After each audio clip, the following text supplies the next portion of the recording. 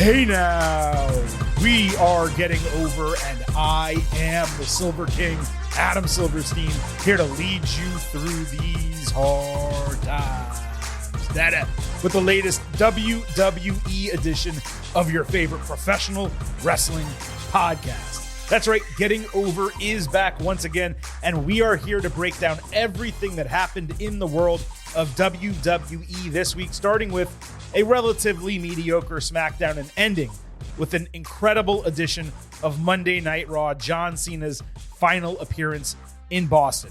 Vintage Chris Vanini will be along for the ride momentarily, but off the top here at Getting Over, the Silver King needs to remind you that on this show, it's all about Defy. So please, folks, stop being marks for yourselves and go back to being a mark for me. Go back to being marks for the Silver King, for Vintage. Head over to Apple Podcasts and Spotify. Leave a 5-star rating on Apple. Take a little extra time. Leave a 5-star written review. If you do, we will read it live right here on the show. Also, please do not forget to follow us all across the board on social media at Getting Overcast. On Twitter and Blue Sky, you get episode drops, news, analysis, highlights. You can send in questions and comments for the show. On YouTube, when you subscribe there, you can listen to full-length audio episodes and watch full-length video interviews. Our latest with Natty Neidhart, and we have a new one coming. It was supposed to be this week. There was a minor unexpected emergency with the talent that we are set to interview, so it got delayed. I don't know if it's still going to happen this week, possibly next week, but there's another one coming to your ear holes from your friends at the Getting Over Wrestling Podcast.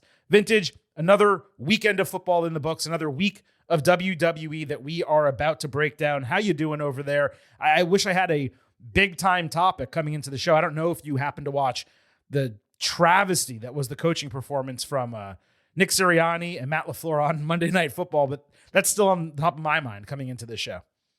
No, I was all in on Raw. Not only do I not often watch Monday Night Football, but I still don't have ESPN because of YouTube TV.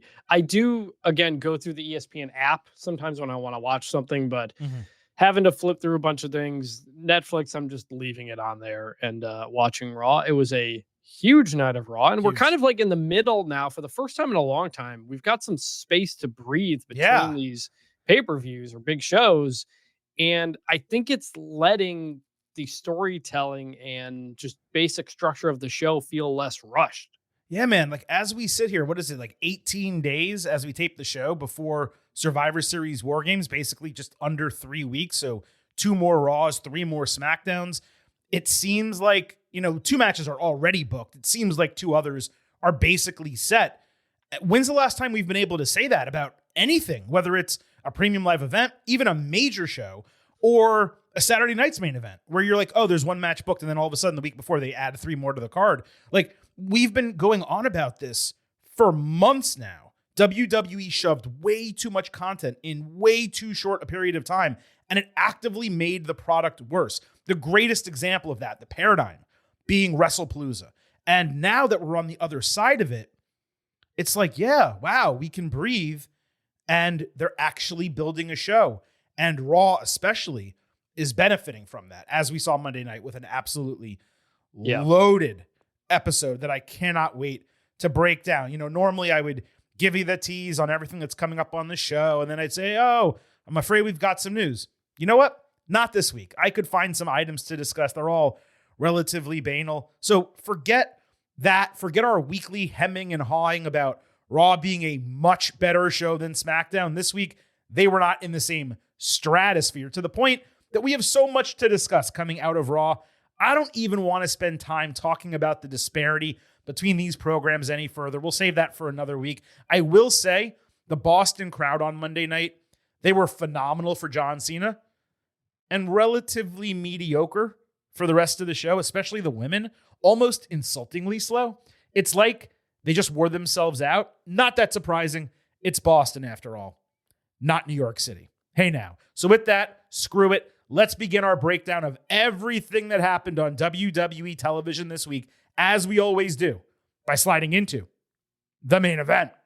This is the main event. And of course, the main event of the main event was John Cena's penultimate Raw and his final show ever as an active performer in Boston.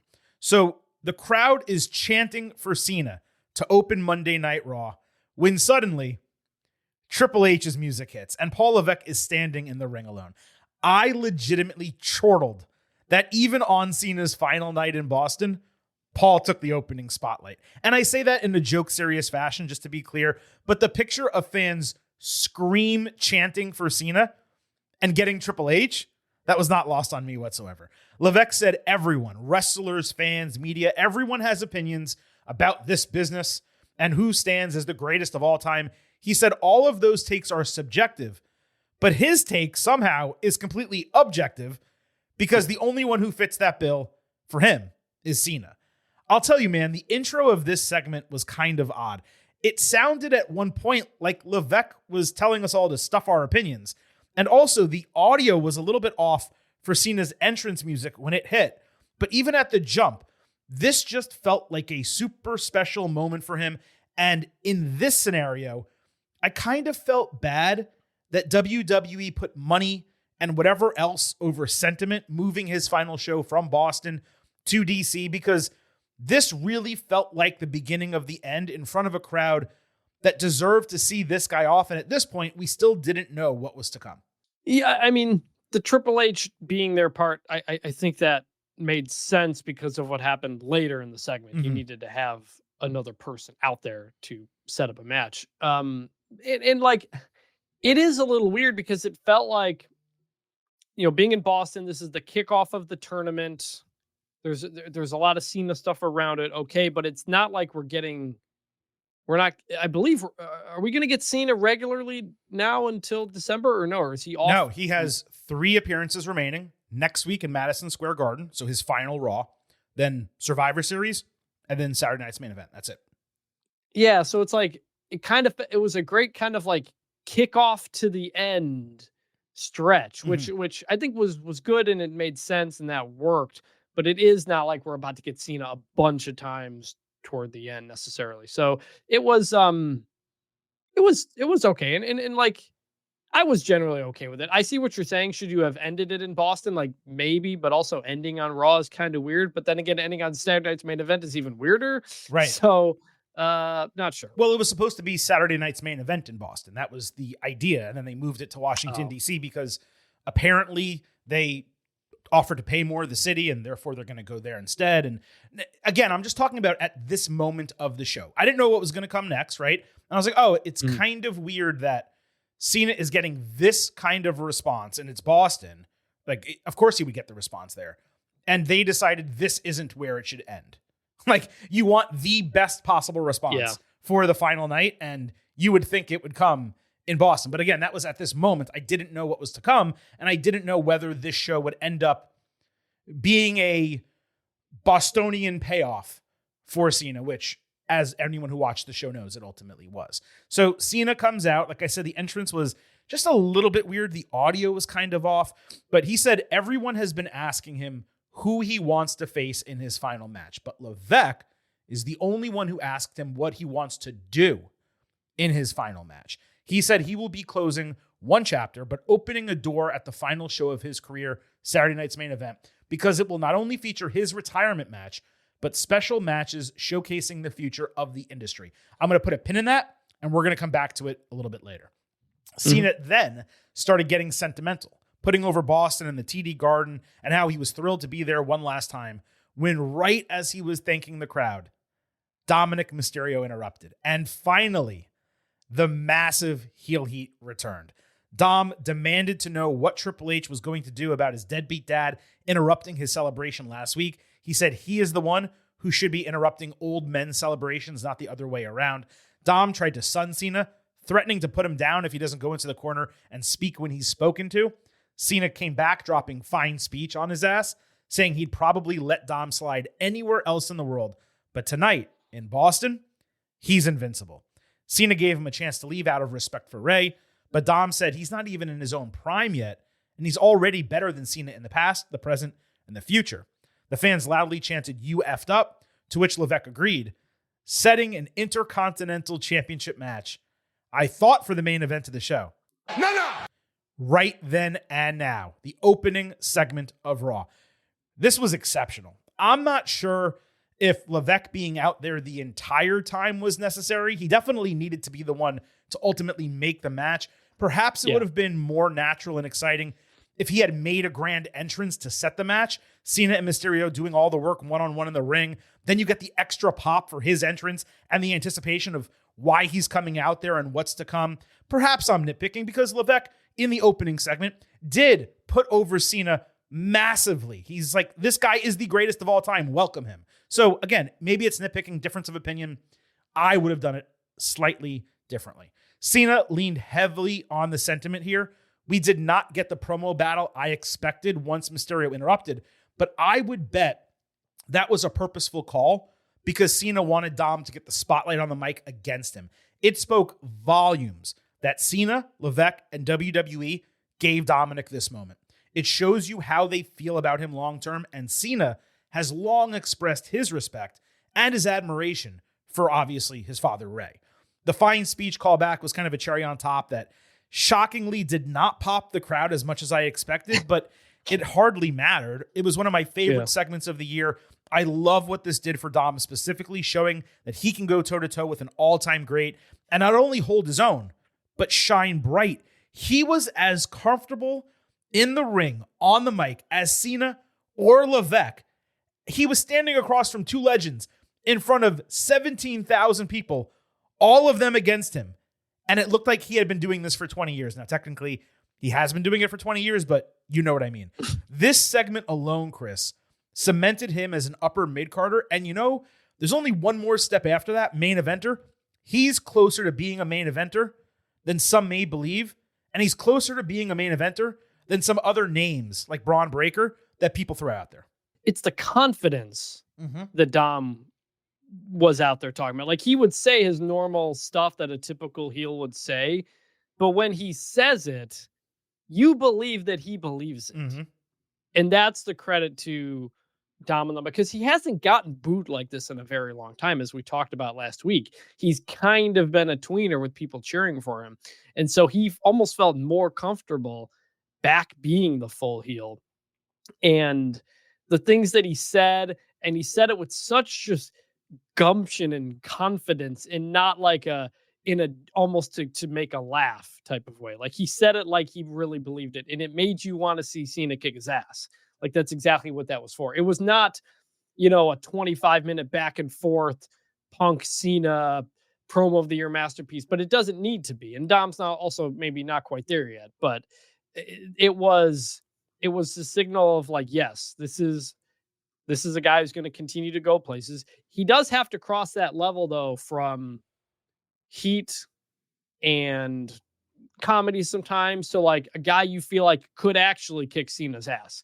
And we don't actually think that, which is why the segment worked. But that is the thing, I think, that is the one last thing that would be missing to get Dom to be a main eventer, but he will get there. Sure, and not to make the inevitable Eddie Guerrero comparison that everyone does, but there was a huge difference between Eddie in WCW, Eddie when he joined WWE, and then Eddie when he was elevated to the main event. Like, we know he was on steroids. He got much bigger. He leveled up his body and wanted to look the part. Dom, he doesn't look the part of a typical WWE main eventer, and I am certainly not suggesting he goes on the juice or anything like that, but there is a step that he will probably need to take to shed some of the mid-carder son of Ray skin and become his own man, where you can then believe that, yeah, if this guy gets a World Heavyweight Championship match or a WWE Championship match, it's not just like a one-off. He actually will have a chance to win. And that may be getting rid of that, top that he wears, the skeleton top, which just kind of, you see that and you see his gear sometimes. And I feel this way about Jey Uso too, by the way. He does not dress like a main eventer should dress, Jay. Yeah, Dom looks like, he still looks like a kid. Yeah, like right. His face, his gear, like he's grown the mustache and everything and tried. He just has a natural, literal baby face. He looks like a baby. Yeah. And so everything about him still screamed. I just looked up his age. He's actually 28. So like he's not young, but oh, dude, that's for WWE. That's 14 years younger than most of their main eventers. I mean, that's young as shit. Trust me. I say 14. It's 17 years younger, I think, than CM Punk, right? Isn't he 45 or something like that? He's young. Like that, yeah, he's young. But I'm just saying, like, compared to like the NXT people that are about to be coming out a couple years after college. But the point is, WWE needs to elevate guys like Dom to the main event. They need 28, 30, 32-year-olds heavy in that picture, not just around it. They need those guys holding championships right now. And the way to get there is to start elevating some of those guys. And this feels like the opportunity for them to begin elevating Dom. But yeah, his appearance is going to need to change. I'm not talking about the hair or the mustache or the neck tattoo, which we were discussing in a second. But like probably, shirtless, just pants, like more built. That's the type of visual you want someone to have when you think about, carrying the strap over the shoulder and being the guy who's going to lead the company into the future, not a guy in like skeleton gear still with Susio on his trunks. And I like Susio because I think it's hysterical that he has Susio on his trunks. But I don't know if that's what you want as, your world heavyweight champion. Also, the tattoos have helped. Like, whatever you think about the neck tattoo, at least everything else, it gave him more of that edge of a look that you let's face. discuss this neck tattoo, okay? Because I don't know if you noticed this on Monday night. It's expanded.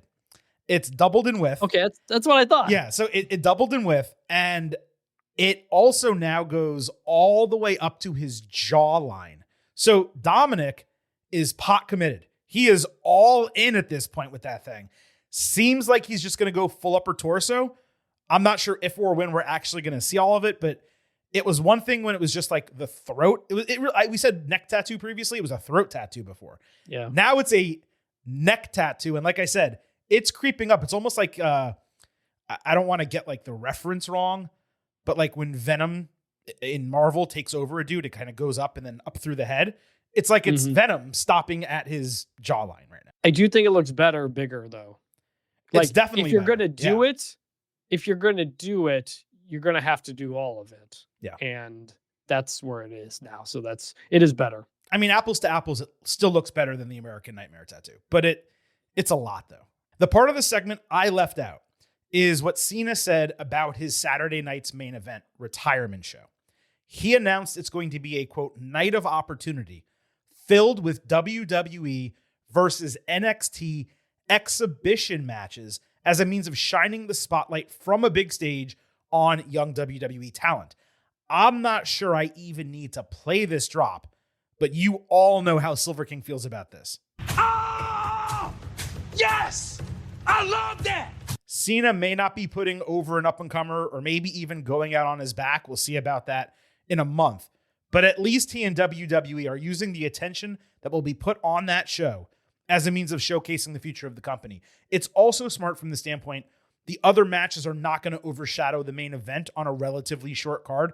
The only uneven part of this is that Cena has claimed for a year now he doesn't choose his opponents, he doesn't book his matches, but he's literally booking the entirety of his retirement show. That doesn't completely add up. He's either a guy who has input or he doesn't. Either way, I'm all in on this concept. When he dropped it, I was completely surprised, did not expect it. And as I just said, or Montez Ford said for me, I absolutely love it. If only there hadn't been one pay-per-view, the only place where you could see superstars between Raw, SmackDown, and NXT face off against each other one time a year around this time of the calendar. That was good. That was a good like 2 or 3 year, 1 or 2 year run. Awesome when they did that. When we did that with Survivor Series. Yeah. Shout out to that era Keith Lee, which we never got back to. The 3-brand Survivor Series when champions from all three fought each other. And I think they did they do a 3-team Survivor Series elimination match? Am I remembering that something correctly? like that? Because we had Keith Lee and Roman Reigns in that. Right. It was exceptional. And miss that version of Keith Lee for sure. That's the most action I've had all year. I do like the idea. I do think it's not funny, but like just notable. Like Cena didn't come from NXT. Like he did come from OVW and kind of the before that and all that. That was stuff. developmental though. OVW was right. I developmental. know it was, but it wasn't technically. It wasn't technically WWE and all that stuff at the time. But it's good because that is a good way to push everything forward, which is what this is supposed to be. We have been complaining that all of Cena's retirement run has been Orton, CM Punk, Logan Paul, Brock, Cody. Where is he going to put the young guys over? You know, like when is that or give him the at rub all? Like at all? Like we were thinking he might do this like throughout the year, and that just hasn't happened. And so now they're going to put it all into his final show, which I do think is a good way to do it. Yeah, and it's not just, putting them over. It's giving them the rub because, he didn't put Dom over on Monday night, but he gave him the rub in a major way, as we'll talk about momentarily. Just to kind of put a bow on this topic, though, how this card gets built remains of great interest to me personally, particularly when it comes to the length of the show and the number of matches. To this point, Saturday night's main event, it's been 2 hours, 4 matches.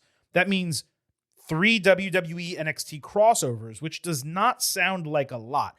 I do wonder if they're going to expand this show by an hour, maybe add 2 more matches. Then you have extra time for Cena's retirement speech, which obviously won't get cut off like Bill Goldberg. Not sure if there's going to be a time length limitation like there is in the contract. I'll look into it. I'll see if I can find an answer that we can share on buymeacoffee.com/gettingover and or here on the podcast. The other consideration is that NXT is not quite at its peak up and down the card right now. It was before, with Stephanie Vaquer, Julia, Roxanne Perez, they all got called up. Oba Femi is off the show right now, having lost the title. I presume that we're going to see Javon Evans here. Might I propose AJ Styles in case anyone is listening? But I'm extremely curious to see not only how these matches are booked, but who gets the opportunities and how many of those spots are up for grabs. They can do triple threats, 4 ways, 8-person matches. I don't want just 2 8-person matches on the show where it's just almost like Survivor Series-esque and you're getting as many people on the card as possible. I want matches of quality and interest. Not everyone's going to get there. Not everyone from NXT, frankly, as much as I love the show and put it over here, not everyone from NXT deserves that opportunity. There are handfuls of men and handfuls of women, and I hope those are the ones that get spotlighted. But however this happens, I'm extremely intrigued to see it develop. And let me just say this. If these matches end up working, I would love the idea, Chris, of a John Cena exhibition, like biannual, every other year. The John Cena Memorial, even though he's not dead. Well, like an Olympic John Cena type of deal, where it's WWE main roster, NXT, and John Cena comes back to host the show. And you do it in Boston or Washington, D.C. You do it in a major spot, and it just fills a spot in the calendar. Maybe you alternate, like Evolution one year, and then the John Cena exhibition the other year. I think it would be a really, really smart event for them to book. Again, assuming this works. Yeah, led by NXT legend John Cena. Indeed. Let's move to what followed this segment, finally. The Intercontinental Championship, Dominic Mysterio defending against John Cena. What I cannot understand at the start here is why they did the introductions and first minute of the match during a commercial break, especially since they went to another break like 90 seconds later. I reiterate, this is basically an untimed show, Raw on Netflix. So why would you not just wait and give your American fans, which make up the majority of your audience, the full experience? The positive is there was a pretty substantial botch during the first break, so most people didn't see it. But still, I don't understand why WWE makes decisions like this sometimes, Chris, especially considering the show didn't just end after 2.5 hours. It ended 5 minutes early. How is that possible? Why would you book a show with all of this on it as one of your shortest of the entire year? Very good question. I do not know the reason for that. I missed obviously I didn't see the opening. Like, I understand skipping the I'm okay with skipping the entrances for TV because we already saw John Cena's entrance. Right. But not the introductions. What's that? But not the introductions in the first minute of the match. I'm saying like, if you were to cut something, I'm fine with cutting the introductions. However, it's the going right back to commercial again that is the problem. It's like, all right, then this is too much, is all I'm saying. I wouldn't mind cutting the introductions on a Stephanie Vaquer, Nikki Bella championship match. I do mind it on John Cena's final match in Boston. Yeah, but we had already gotten a full John Cena entrance, and yes, everybody, but the introductions are cool. We got though. like five standing ovations for him. We didn't need the introduction. No, but it's cool though. I mean, it's a title match. Sure. It's substantial. It's not Sheamus and Shinsuke Nakamura. It's John Cena in Boston the final time. Show us the introductions. Why are you hiding those behind a commercial break? Do crowd work for 3.5 minutes and then come back and give us all of that and then go to the commercial if you want to do that. I don't know. It bothered me. Something else that bothered me was no one, not Cena, nor Levesque, nor commentary, no one mentioned how Cena had never won the Intercontinental title and needed that to complete the career Grand Slam. They did eventually, but at the entire start of the match, the lead up to it, the booking of it, not mentioned at all. I would rather have the full context of the match and moment as a viewer to raise the stakes immediately, get me as excited as possible when the bell rings, as opposed to just saving it for the final couple minutes of the match. Like, how do you not have Cena in that confrontation with Dom, right in his face, say something like, and you know what? I've never won that Intercontinental Championship. Yeah. And then the crowd's like, oh, and then or have Triple H say, you know, Dom, you're going to defend that Intercontinental Championship. John, right? The one title you've never won. And then Cena starts going crazy. You're going to defend it tonight on Raw. In fact, that match starts right now. Like, I just like the idea of Cena being the one to want it and not like someone else bringing it up to him. And it didn't get mentioned at all. It was crazy. Yeah, I would have preferred Cena. I was just giving you another option. Yeah. There's so many ways they could have done it, and they didn't do it in any of them. So, all right, finally, we're on to the match. Dom jumped John at the bell, tried but failed to walk out like a chicken shit heel. Mysterio escaped an attitude adjustment into a DDT early. Then he dove underneath the shoulder tackle during 5 moves of doom, which I assume someone's done before. I just can't remember ever seeing it. Cena then hit the first 5 moves of doom with Dom escaping the AA, throwing Cena into the post and exposing a turnbuckle. He grabbed a chair as the referee fixed it, trying the Eddie Guerrero move, but Cena turned it by fake selling simultaneously, and he tried to wink to the camera. But what we learned on Monday night is John Cena, as great as he may be at many things, he can't wink. He just blinked. That's what happened. The referee got knocked out when both guys ran into him, so he was unable to call a tap out on an STF. Cena, a veteran, released the hold before hearing the bell, which was dumb considering he's supposedly the greatest of all time. Dom brought the title into the ring, but Cena ducked the swing, hit an AA with a late arriving referee counting a false finish. Top tier call on this by Joe Tessitore. We got a referee. We got a live one. Like the other guy was dead or something like that. It was at this point Tess mentioned the Grand Slam opportunity. Dom landed 619 in a frog splash, but John went full Super Cena, rolling through the frog splash, lifting Dom onto his shoulders and hitting an AA to win the Intercontinental Championship and become the first man to complete the career Grand Slam since Finn Balor in 2023. Attitude Era level pop from the Boston crowd. Tess laid out just like a good announcer does. That way Alicia Fox could give her announce. The crowd could go absolutely wild. And then Tess came back in, losing his mind, putting over the Grand Slam. A-level commentary. Cena sold it as if it was something shocking he never could have expected. Oh my God, I won the Intercontinental title and I did it in Boston. He's running around in typical hamming it up John Cena babyface fashion. He grabbed a mic for the champ is here, got tons of pyro to punctuate it as he bowed to the audience. And then Cena got a ton of love from the roster in gorilla position after the break, stopping to shake a hand of Rey Mysterio, who said Dom needed a good ass kicking. Cena said, Dom is a good kid who hopefully learned a lesson. Cody Rhodes then dapped him up saying congrats. And that was a whoa type of moment for the crowd because, of course, what happened the last few times they saw each other. Chris, this was just an incredible moment, man. Not a notable match by any metric, but a memorable title change that was almost perfectly executed. It served as a tremendous consolation prize for Boston, not getting Cena's final match, a perfect follow from the father-son segment last week, and perhaps an entree to Dom losing the AAA Mega Championship at Survivor Series and being left with nothing. The feels were real here, and beyond that, the accomplishment is important. It's tough to be called the GOAT when there's like 20 other men who have been Grand Slam champions and you've never touched the Intercontinental title. Cena basically solidified his resume in kayfabe. And in reality, it adds gravitas to both the Last Time Is Now tournament and the Intercontinental Championship itself. Not that it needed to be seriously elevated. Dom was doing a fine job, but it can't hurt for Cena to carry it. And as far as what we've been discussing on the show over the last 2 months, we're getting our cake and eating it too. A legitimate best of both worlds scenario. Dom versus Rey in San Diego, the best possible match for that crowd. Cena completing the career Grand Slam in Boston, the second best possible moment for that crowd other than him retiring there. And Cena got one last championship win as a pure babyface, which is just a cherry on top, considering his entire WWE championship run was as a heel. So I'm not going to say perfection achieved necessarily, but this was pretty much as great as it possibly could have been. I can't believe we didn't think about this.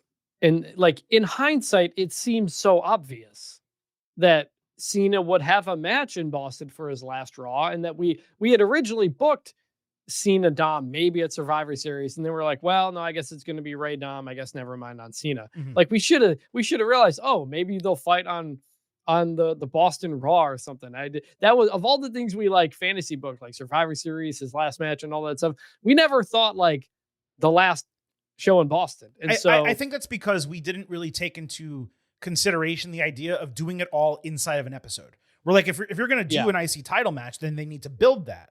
So that requires 2 appearances. And since that wasn't going to happen, we said, oh, well, I guess that's over. And they just did it all in one segment, basically. It looked like a really good moment, but I wish they had hyped the IC part of it up at the beginning, like we said, because then like Cena winning the IC title is more about him than it is about the IC title. Mm-hmm. And that's where, like, if at the beginning you had said like Cena really wants that title, he's never gotten it. Now he gets it. Oh yeah, remember the history of the Intercontinental Championship? All these people who have had it, John Cena's never had it, and now John Cena has it. That's how big of a deal it is.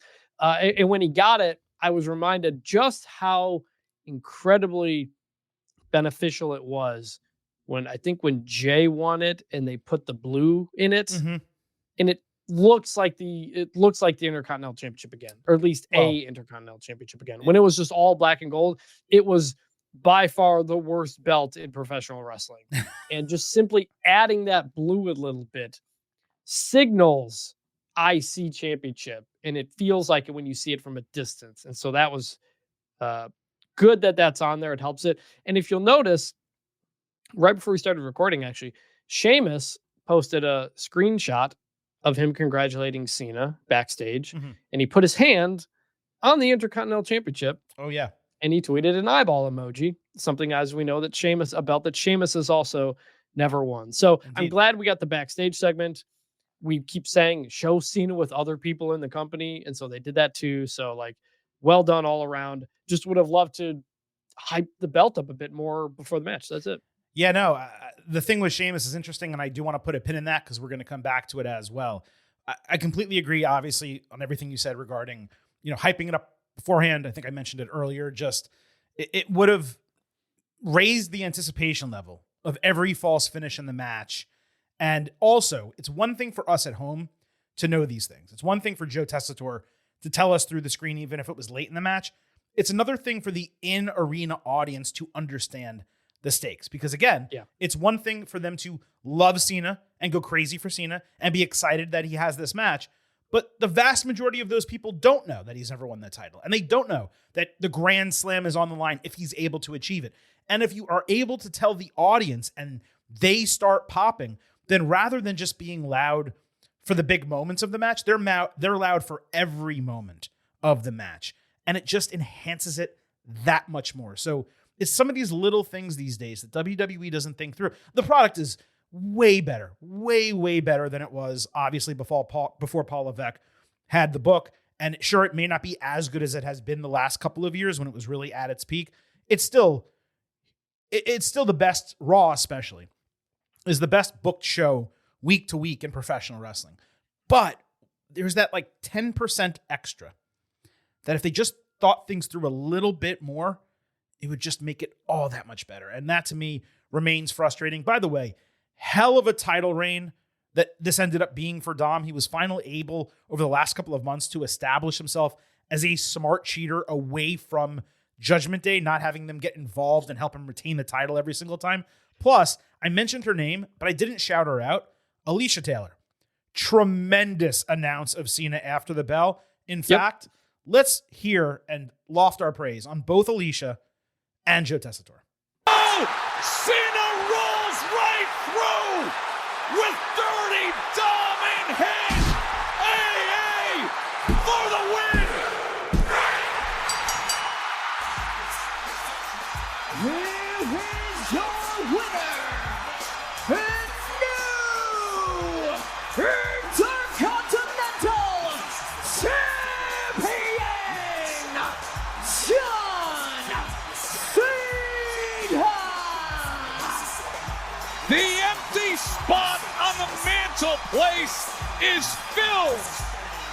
John Cena's a Grand Slam champion.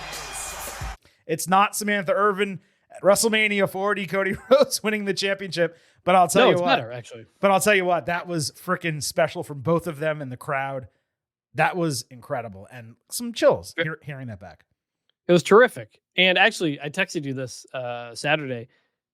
Penn State, Indiana on Saturday. Mm-hmm. Gus Johnson kind of Samantha Irvin the winning touchdown by Indiana by kind of losing his voice and not being able to fully speak words. I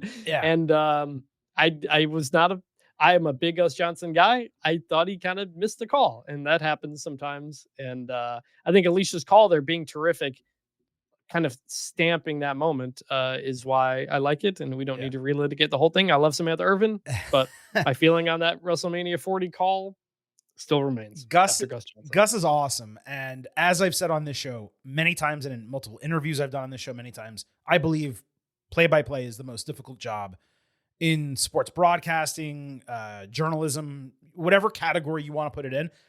I believe there's nothing more difficult than calling sports live. So I have two takes on this to share, one about Gus and one about Tess. Gus, I completely agree he missed the call. He has jumped the shark in some ways, become a caricature of himself, and in doing so, try to express so much Gus Johnson emotion that he literally lost his voice on that call. And it was an incredible play, and it was blown because of that, and that was a shame. Regarding Tess, I heard him call the Florida-Georgia game 2 weeks ago. And I've been listening to Tess, you have as well, our entire lives as sports fans. Monday Night Football, I believe, he had a run there. Yep. College football forever, boxing forever. I think he's incredible at what he does. Yep. I legitimately believe, now that I'm listening to him call Raw on a weekly basis, and then I heard him, and Tess hasn't called many Florida games this year because my Gators have not been that good, so they haven't been in the big spot on ABC. But hearing him call the entire Florida-Georgia game and then hearing him call Raw every week, I actually legitimately believe he's a professional wrestling commentator, meaning it is what he does best. Yeah, I literally had this thought a couple weeks ago when I hear him call a football game. I think, oh, that's the guy from Raw. He's calling wrestling. Right. And it's only because he is so naturally good at it and always has been. He's always had a little bit of that, of course, in his football calls. And that's why I always liked it. And so it was just when he came over to WWE, it was so natural that he fit in instantly. We have not had almost a single, I don't think we've had a single issue with anything he's done. Like you miss a call here and there, it happens, whatever. But I did criticize him a couple times for not being energetic enough with Aleister Black. But I mean, no one's perfect, right? Like, yeah, but that's and that was a choice, and that was an intelligent choice that was made.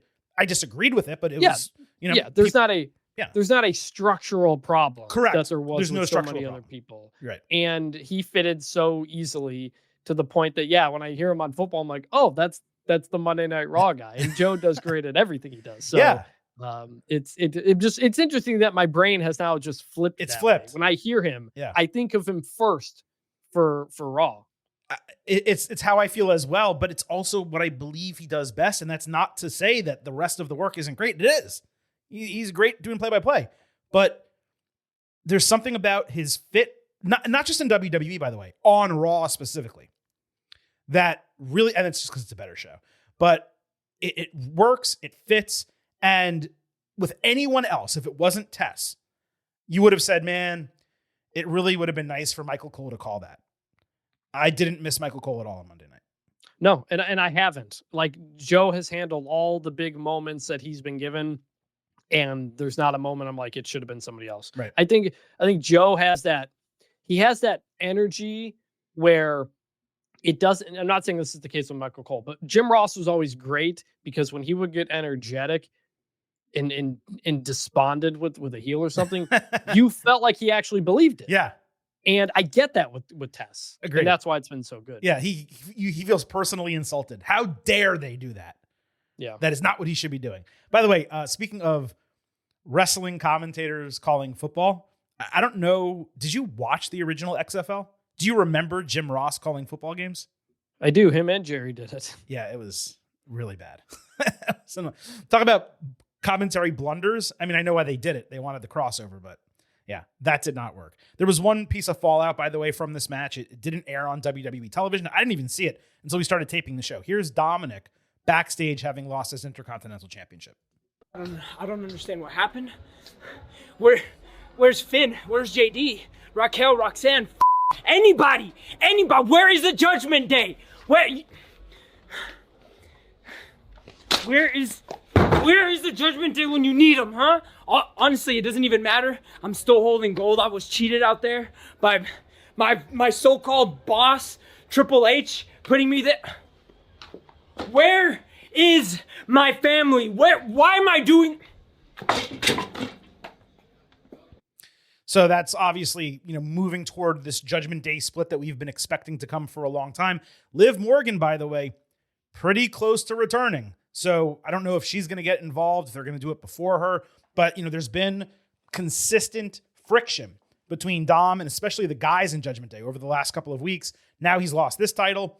We'll see what happens if he does wind up fighting Rey Mysterio at Survivor Series. Are they going to be there for him then or not? And then what happens? So this Dom story is going to develop, and I love this. I really wish this was on television. I'm surprised it wasn't.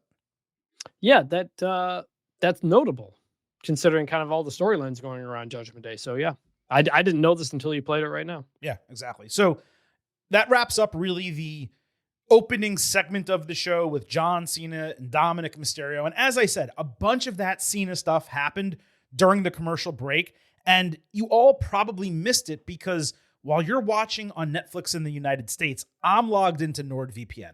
Whether it's Raw, SmackDown, NXT, premium live events on Netflix, even Saturday night's main event on YouTube, John Cena's final show, I'm all in with NordVPN. It's easy to set up. It's a drastically better viewing experience with high-quality streams and commercial-free shows. All you have to do is sign up at nordvpn.com/gettingover, open the app, quick connect to another country like Canada, open Netflix, and watch the show.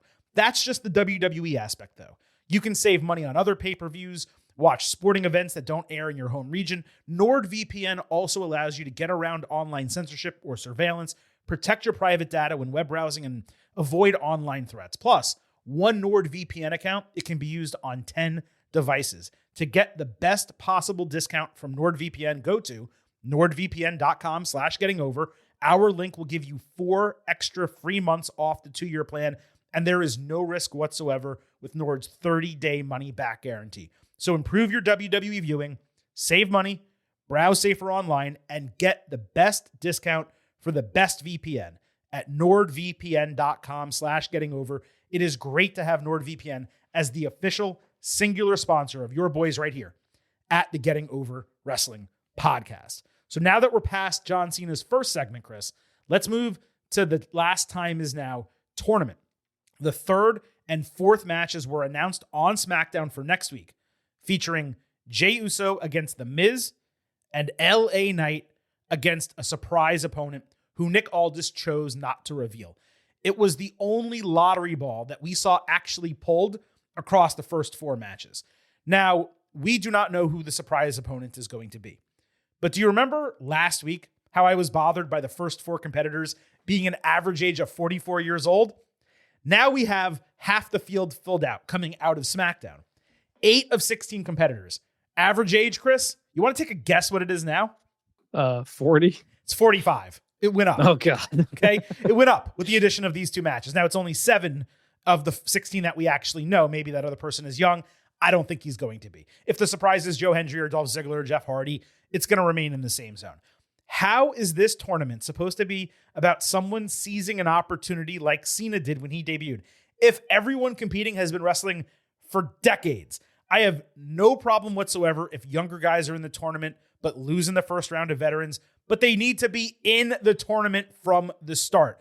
At this point after SmackDown, we were 50% of the way through the competitors, and while the matches are all somewhat fresh, none of them to me were that interesting. We said last week, WWE had a chance to knock this out of the park as Cena's closing salvo. Great concept. 16 competitors, matches across both shows. Interesting way to choose a final opponent.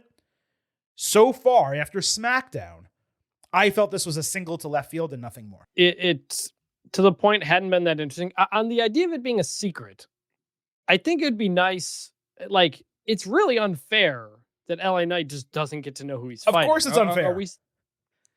What's that? Of course it's unfair. I completely agree.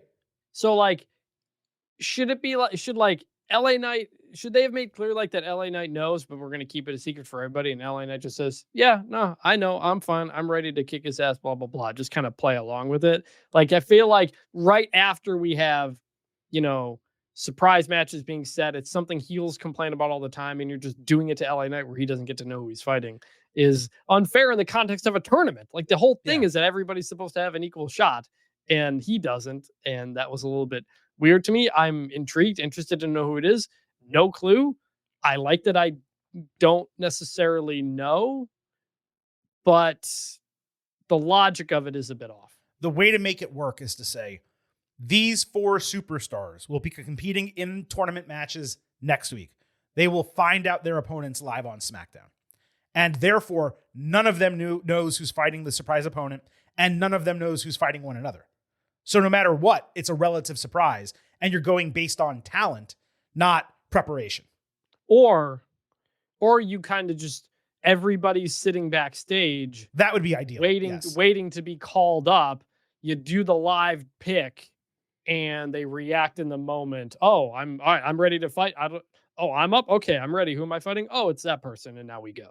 That is the ideal. It's kind of a weird middle ground. No, you're right. The ideal scenario, true ideal, is to do it like a draft, where your name gets called, you're in the tournament, you have a match. And it's a surprise, and that's it. You announce everybody, or you announce nobody. Yeah, I completely agree. And they're doing it I don't mind them advertising and promoting matches. Like, they want to give you a reason to tune into the show. My guess is, though, if they showed the fields and the names involved, that would be enough reason to say, oh, wow, wait, like Randy Orton could fight Jeff Hardy? Hell yeah. I'm gonna tune into that show. Like, maybe he doesn't, but he could. That would be interesting. So I agree. The Miz backstage on SmackDown said he made Carmelo Hayes relevant by teaming and working with him, considering he's a legend who main evented WrestleMania against John Cena. He was angry about the potential competitors in this tournament, saying he should be Cena's final opponent, not have to go through it, even if the critics cry and the internet whines. I figured Melo was going to attack Miz from behind here, but he didn't. So then I figured, is he going to get involved in the tournament match next week? I guess we'll see. But Chris, I really hope not. This should be a squeaky clean tournament. No DQs, no interferences. I just want to see people fight and win matches. I agree on that front. I don't want an interference. I do appreciate that Miz cut a promo about the tournament and why he's upset about something or what he wants to do with it. I feel like we should get that from everybody, and we don't. It's almost too much like, I want to win the tournament for the honor of fighting John Cena. And Miz is like, no, I shouldn't have to fight for that. He created a story for himself within the tournament. And I want that for more guys. We don't really have that. Great point. So Damian Priest fought Rusev in the first tournament match that was actually held on Raw this week. Priest did a flatliner during the break and then the old school crossbody afterward. Rusev worked the injured eye over and over, blinded. Priest was susceptible to eating a machka kick, with Rusev quickly covering for the win and then mocking Cena in the camera with "You Can't See Me." Mediocre match, but it did follow Cena and the crowd was exhausted. I wasn't as bothered as I would be in most other cases with this not delivering. Rusev was the right winner. I believe you mentioned that last week. Otherwise, I just don't have anything else to say about it that I can't save for when we discuss Priest later in the show. I like this. I like that Rusev won. I like that he wins with the kick and not a submission type of thing. I love the kick. Mm-hmm. And he immediately gets up from the pin, looks right at the camera, and does the "You Can't See Me."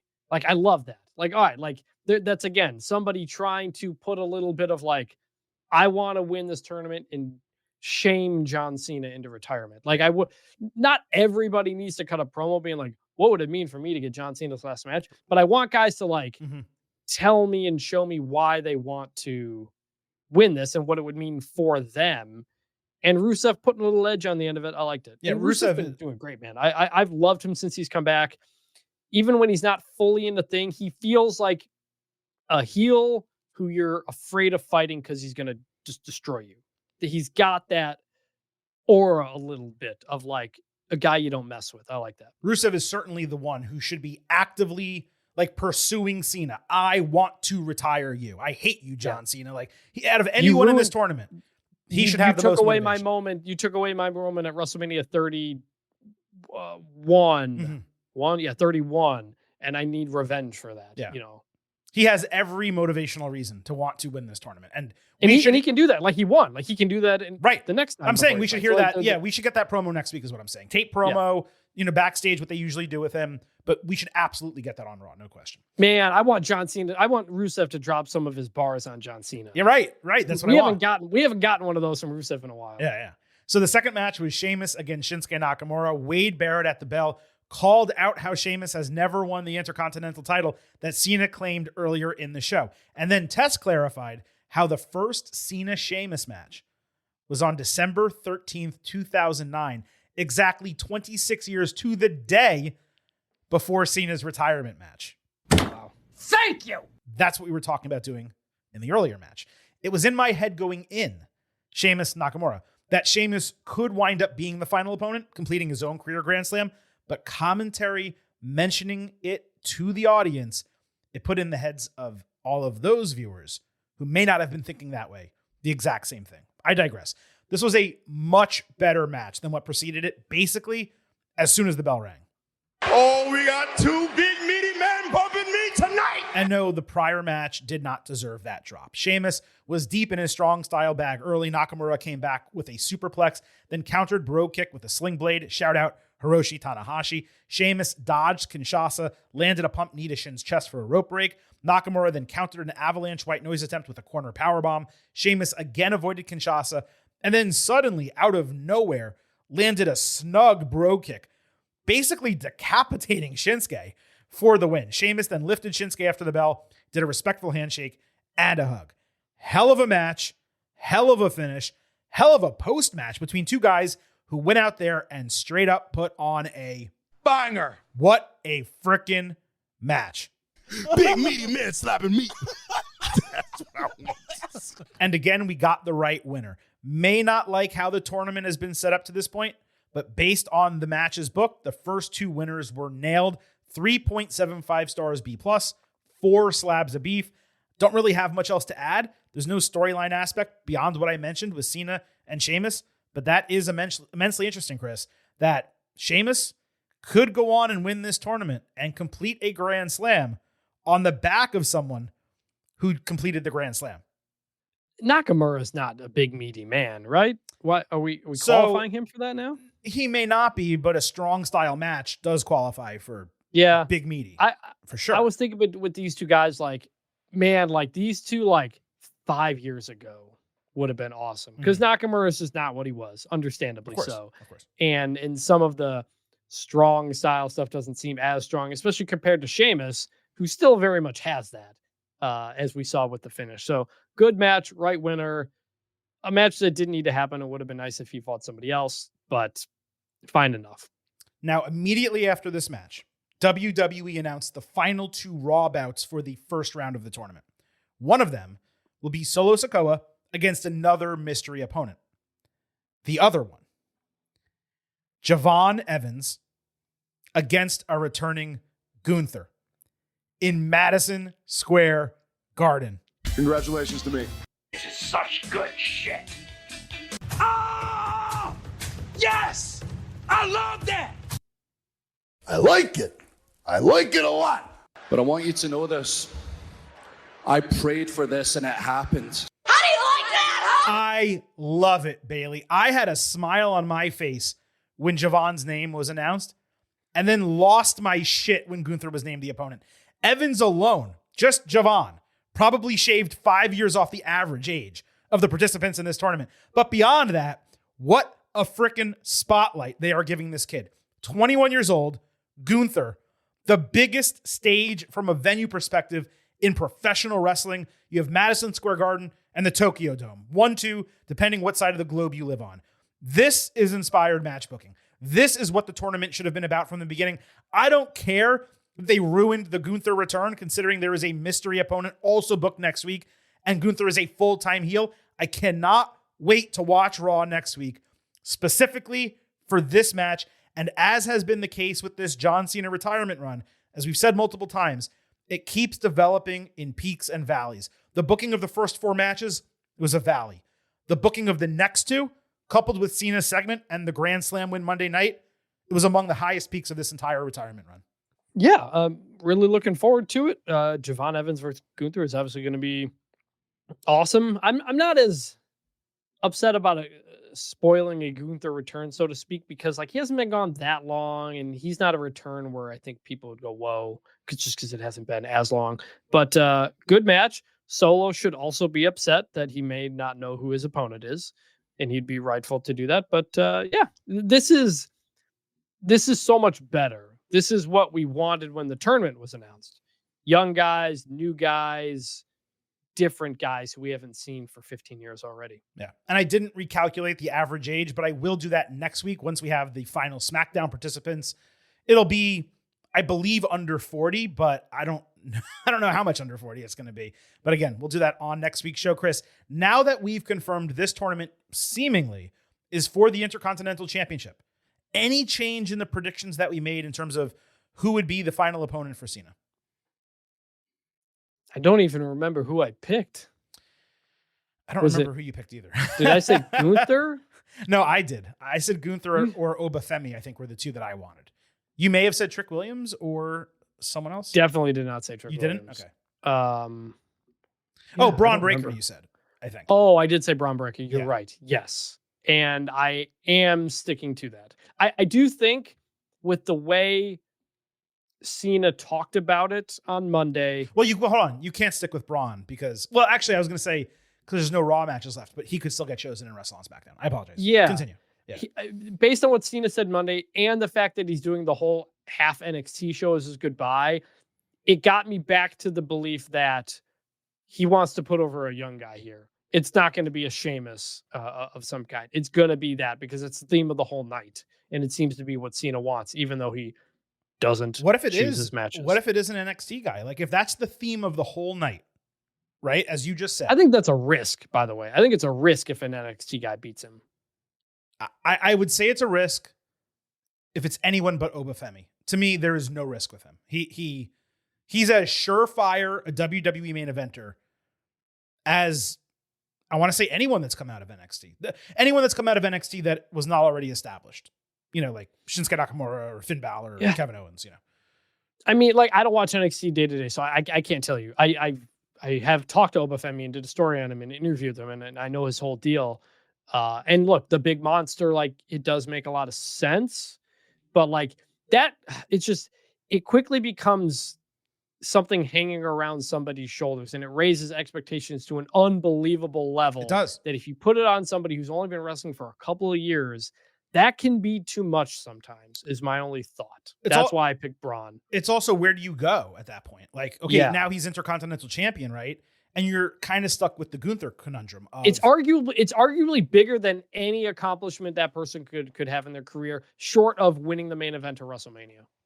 Could argue it's bigger than that. It's John Cena. I mean, they're saying he's the greatest of all time. If you retire it is, but I him, just mean more people are going to watch you if it's the main event. Of course. Than a Saturday night's main event on Peacock against John Cena. But 100%. that's why, like, it can be. I just don't want it to be too much. But that's one of the reasons. You know, man, that's one of the reasons why everyone's like, oh, you should put over a young talent. It should whatever. That's one of the reasons why I think the safer move is having it be someone like a Gunther, because he's dominant. He just retired Goldberg, obviously. I just don't think Gunther needs it. Like you just said, he just retired Goldberg. He doesn't need it. But you're talking about the risk of doing it with someone young. That mitigates the risk. You're establishing Gunther as the big bad boss of WWE. He's kind of already there. But if you put him over Cena, there's only one other person for him to beat. That's Brock Lesnar. And Lesnar's back. So if you have him retire John Cena, and then next year at WrestleMania, because don't forget, they were building to that match. Hell, they could do it this year at WrestleMania in Las Vegas. In fact, now that I'm saying it, I wouldn't be surprised if that's what they're doing. They have him retire Goldberg, retire John Cena, and then at WrestleMania, probably not retire, but beat Brock Lesnar. That's it. Made man. There's nothing else he could do unless The Undertaker came out of retirement. Like when Drew McIntyre came into WWE and he was called the Chosen One, that was dooming him to failure. Like that is too high of a bar for somebody who's still trying to figure it out. For sure. And that's why I worry about putting it on such a fresh person. Gunther, like what you just laid out there with Gunther, like you could, like if Gunther does that, he's got a case to be one of the greatest of all time. And like that's why, like I've maintained that Brock Lesnar ending the streak was the right guy to do it, because it reestablished Brock, who had just kind of been losing ever since he came back. It created the Brock monster, and then he was set up to take the belt from Daniel Bryan if Bryan had still been champion before he got hurt. So like there was a plan to it all that didn't totally go out. So like whoever beats John Cena, what are you going to do from there? Maybe it is fight Brock Lesnar at WrestleMania. That would make sense. That's just the way I see it. And I got to tell you, as much as people want to scream, Braun Breaker's ready, put him in the main event, make him champion. I don't believe he's ready yet. He's not ready. He's just not. I've seen it week after week. It's not saying he won't be. He will be. No. He's going to be a main eventer. He probably will main event WrestleMania. Yes. In the next 3 to 4 years. You have to give people time to figure it all out. It's why I frankly haven't liked him with Paul Heyman. I want to make him swim in the deep end with just him and Bronson. Like that's how these guys will learn to get better. Yeah. I don't need to give him the John Cena thing to do that. I didn't mind him winning the Intercontinental title quickly coming up to the main roster. He had a decent run with it. They didn't book him well enough, but he had a decent run with it. He really should be, though, right now, in a tag team situation with Bronson Reed dominating that division, and you give him like 9 months, a year doing that. He speaks for them. He's the main guy. Yeah. And then you move him into something else. He does not need to be in really any singles title picture, but especially the world title picture for either brand right now. And that's why, for me, he can't be the one to beat Cena. I agree with you, now that you say it, putting Oba over Cena, it's risky. I'm more confident in Oba than I am in Braun. He really is the entire package. But that's why it makes so much sense to have a veteran, just to circle back around and move on. That's why it makes so much sense to have a veteran be the last match, because, and by the way, let's not forget, if it is Gunther, it's a first time match. Like it's still unique and new and fresh, right? Yep. It's not like you're getting Lesnar again. Then he beats Lesnar and you're like, oh, okay, that's why they did that at WrestlePalooza. That was so shitty, And if it's not Gunther, we say, man, it's really unfortunate we never got Cena Gunther. Like we never got Shawn Michaels and The Rock. Right, exactly. So there's a lot of positives for it to be Gunther or someone else like him, a Sheamus, doing the Grand Slam chase or someone else. As long as they already did the Solo Sikoa match. That didn't work. So let's make sure we don't do that again. Solo beat him. I know, but that was not a good situation. And look where that got Solo. Right. Nowhere. And Austin Theory too. Neither of them benefited from it ultimately. Neither of those matches were good. And that was frustrating creative on both parts. Chris, let's finally move away from John Cena to the third part, I guess, of this main event, which is what happened on SmackDown. Cody Rhodes opened the show, taking a ton of extra time to visit with fans down the ramp. I'm also not quite sure if his clothes matched. There were a lot of clashing patterns with what like stripes and then plaid, different types of plaid. I digress, but I'm surprised that you didn't text me and say, do you see what Cody's wearing? It looks terrible.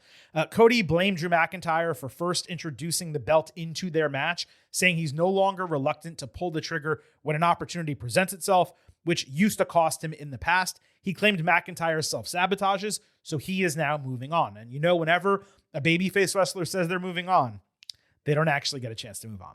Rhodes decided to watch SmackDown from the crowd to then determine his next challenger. The lights went out briefly as Aleister Black and Zelina entered with a truncated entrance. Black saying he has a chip on his shoulder the size of the WWE Championship. Zelina then smacked him across the face, leading Aldis out immediately to put a title match in the main event of the show.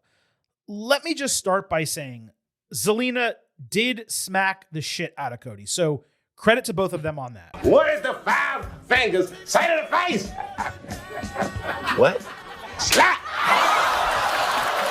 Also, Goth Zelina is it. Gonna look good, but she's got me saying, hey now. But Chris, what is up with SmackDown opening segments, man? It's like they just go out there, quickly do stuff, and move on as fast as possible. Now, don't get it twisted. Black leveled himself up as a legitimate challenger by beating Priest, former world champion. So it was fine for him to show up. But he spoke a total of 2 thin, unconvincing sentences, Aldis was out there so fast, it was like Zelina's slap was the starting pistol for our race. There was no heft to the challenge, nor did it make any sense why it would be booked immediately in the main event of that show. If Cody had come out and said, I'm willing to put the title on the line if someone deserving emerges, okay, that I would buy. But it was done so rapidly and haphazardly that my reaction was, wait, what just happened? As opposed to, holy shit, I can't wait to see that match, which should have been the goal. Furthermore, the show started with Rhodes offering a really interesting proposal, watching from the crowd. Yet they didn't even deliver on it for a single segment. Why not play it up a bit and have Black come out after the US Open Challenge? Get a best of both worlds situation. We obviously joked about the bullshit AI report last month, but you know what, Chris? The back half of this actually felt like something AI would put together. Or you know what?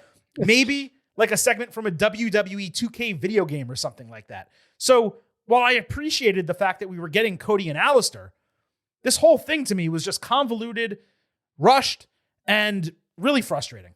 I had two thoughts. One, as soon as Cody said he's done with Drew McIntyre, I knew, okay, so he's not done with Drew McIntyre. Right. That is to tell when the babyface says he's done with the heel, that means the heel is going to show up. And my second thought was, Aleister Black and Cody Rhodes.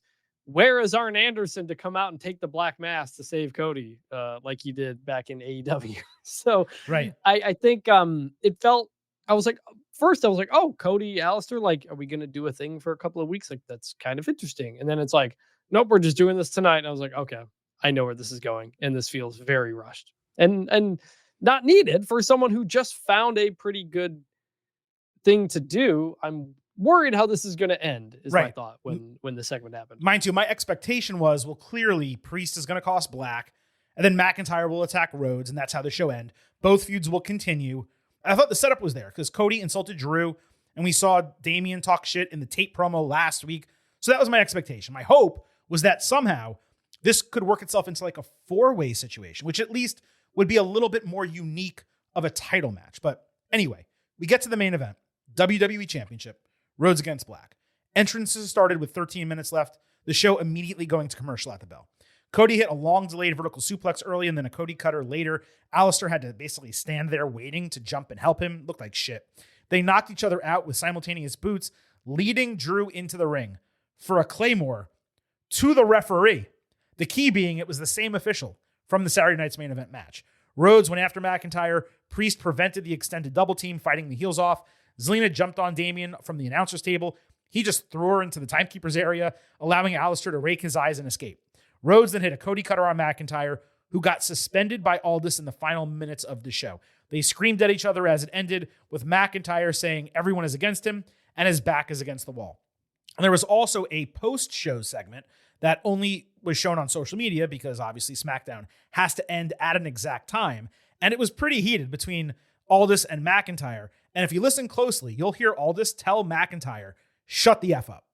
Hey, Drew, get out of here! Hey, come on, Drew, go! You get it up! You get it up! Come on! Drew, get out of here! I'm gonna leave! I'm gonna leave! I know you guys are getting suspended! It's my family not gonna be getting suspended! Shut the f*** up! Enough! Drew, leave! Now! I'm gonna leave. This is the f***ing last one. And he's just walking off kind of through the production area. So, forgetting this, which I loved, what I just played, my live reaction to the end of the show was, oh, okay. Like, the drive by Claymore of the referee was not only fantastic, but well done from a production standpoint. So credit to them. Drew, by the way, was wearing all white when he always wears all black. So not only did that allow him to stand out on screen, it played into his like victimization complex by showing he believes he's innocent and he's not at fault for anything that has transpired or will transpire involving him. Circling back to the opening segment, this tied into Cody's claims that Drew self-sabotages, which commentary did a great job hammering home here. The work from Rhodes and Black left a little bit to be desired for me, but when wrestlers are in a throwaway match that's only being held for a storyline interruption, it's not uncommon to like go through the motions a little bit. Yeah. While I obviously loathe Black and Priest continuing for all the reasons I stated last week, especially when WWE is going so far to book Priest losing to Rusev on Raw due to the eye, Rhodes and McIntyre moving forward was necessary. And we talked about that coming out of the prior show. The only way their feud can end, based on the way it has been booked to this point, is with McIntyre winning the WWE Championship. So like many weeks on SmackDown, the opening confounded, the main event delivered to a higher degree comparatively. In this case, going with McIntyre's drive-by attack and the Aldis suspension on the back end, it was more successful than I expected. But did I absolutely love it? No, I didn't love it. Yeah, like it was fine. I said last week I'm kind of done on Cody Drew. We're not done. I agree with you that it has to end with Drew winning at this point. So I'm really, really out, however, on Aleister Damian Priest. I cannot believe we are still doing this. I know. This is the most like forced feud I can remember in a long time where it's like, guys, just cut it off and go have to do something else and figure it out. Like, I think Aleister's got stuff he can work with. I think Priest can be really good in the right situations. They are not working together. Yeah. Just end this. Well, it's not. Why are we still doing this? Let me not clarify what you're saying, but they did work together. Their prior matches were great. Like that last man standing match or Falls Count Anywhere, whichever it was phenomenal. It was last man standing because WWE refuses to do Falls Count Anywhere, which I prefer. That was great with a sick ending and a great turn. And if it ended there, we would have been fine with it. Like, Aleister Black just needs a feud win, and he won that, and all was good. Priest could totally move on to something else. He's a babyface. That's what they do. But they bring him back in, and they're still feuding. And okay, he's selling the eye and stuff, but you know it's going to end with him winning. And to me, it's like, why would you have Priest beat Black at this point? To me, Chris, he feels like a dead character. I'm not sure I'm going to be able to buy into caring about him again in an upper mid-card or main event role without a serious refresh, top to bottom. In fact, you know what, dude? Yeah. He either needs to go heel or partner with someone he can work off, because he was at his best when A, he was a heel, or B, he was working with Rhea Ripley. And having him go at it on his own in the gear he wears with "it's Wepa time" or whatever that stupid phrase, I discussed it last week on his shirt. It's just a guy who's uninteresting. And I've been putting over Priest for anyone who thinks I'm trying to tear him apart for any personal reason or whatever. Since he debuted in NXT and he went from Punishment Martinez to Damian Priest, and this guy leveled up his game to a degree I never would have expected. From the North American Championship run over there, getting called up, the work he did in Judgment Day, winning the World Heavyweight Championship. I said at the time, it's fine for him to get a win. He was probably never going to win it again. I'm even more sure now he's never going to win that title again. And that's okay. He's on the other side of 40. He's not a CM Punk or, a Cody Rhodes or one of those guys. He had his title run, and that's good for him. But continuing to platform him and put him in feuds where he ultimately has to come out on top when there's other people who can benefit, like Black, it just does not make a shred of sense to me. So for me, what I would do if I was booking this, I'd have Black beat him again. And I'd have Priest turn heel, refresh his look, refresh his character. Give me a reason to care about this guy, because right now I just don't.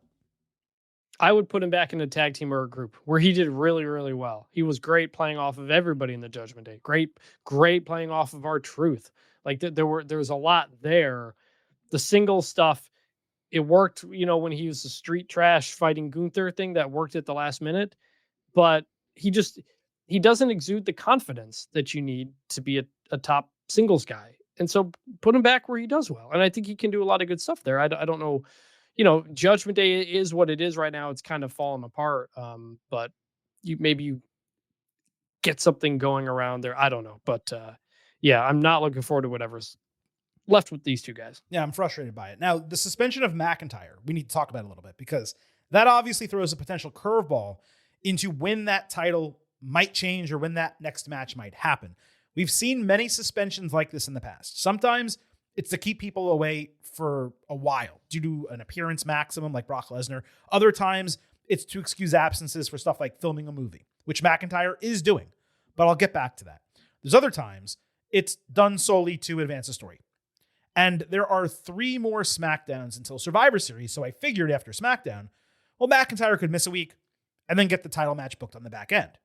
The movie that he's set to film, the new Highlander, it was supposed to begin shooting in September, October. It got pushed off until the spring of 2026 in Scotland because the lead, Henry Cavill, seriously injured his knee. So because of that, I figured, okay, this is going to be a short suspension. He returns, wins the title at Survivor Series. He can be on TV through 2025 until whenever it starts filming in 2026. If it's before WrestleMania, take a few weeks off, or ideally drop the title at WrestleMania and then film the movie if it's going down in April or later. That, of course, would be the best case scenario. But then on Monday night, we'll talk about this in a moment, Cody got put in War Games.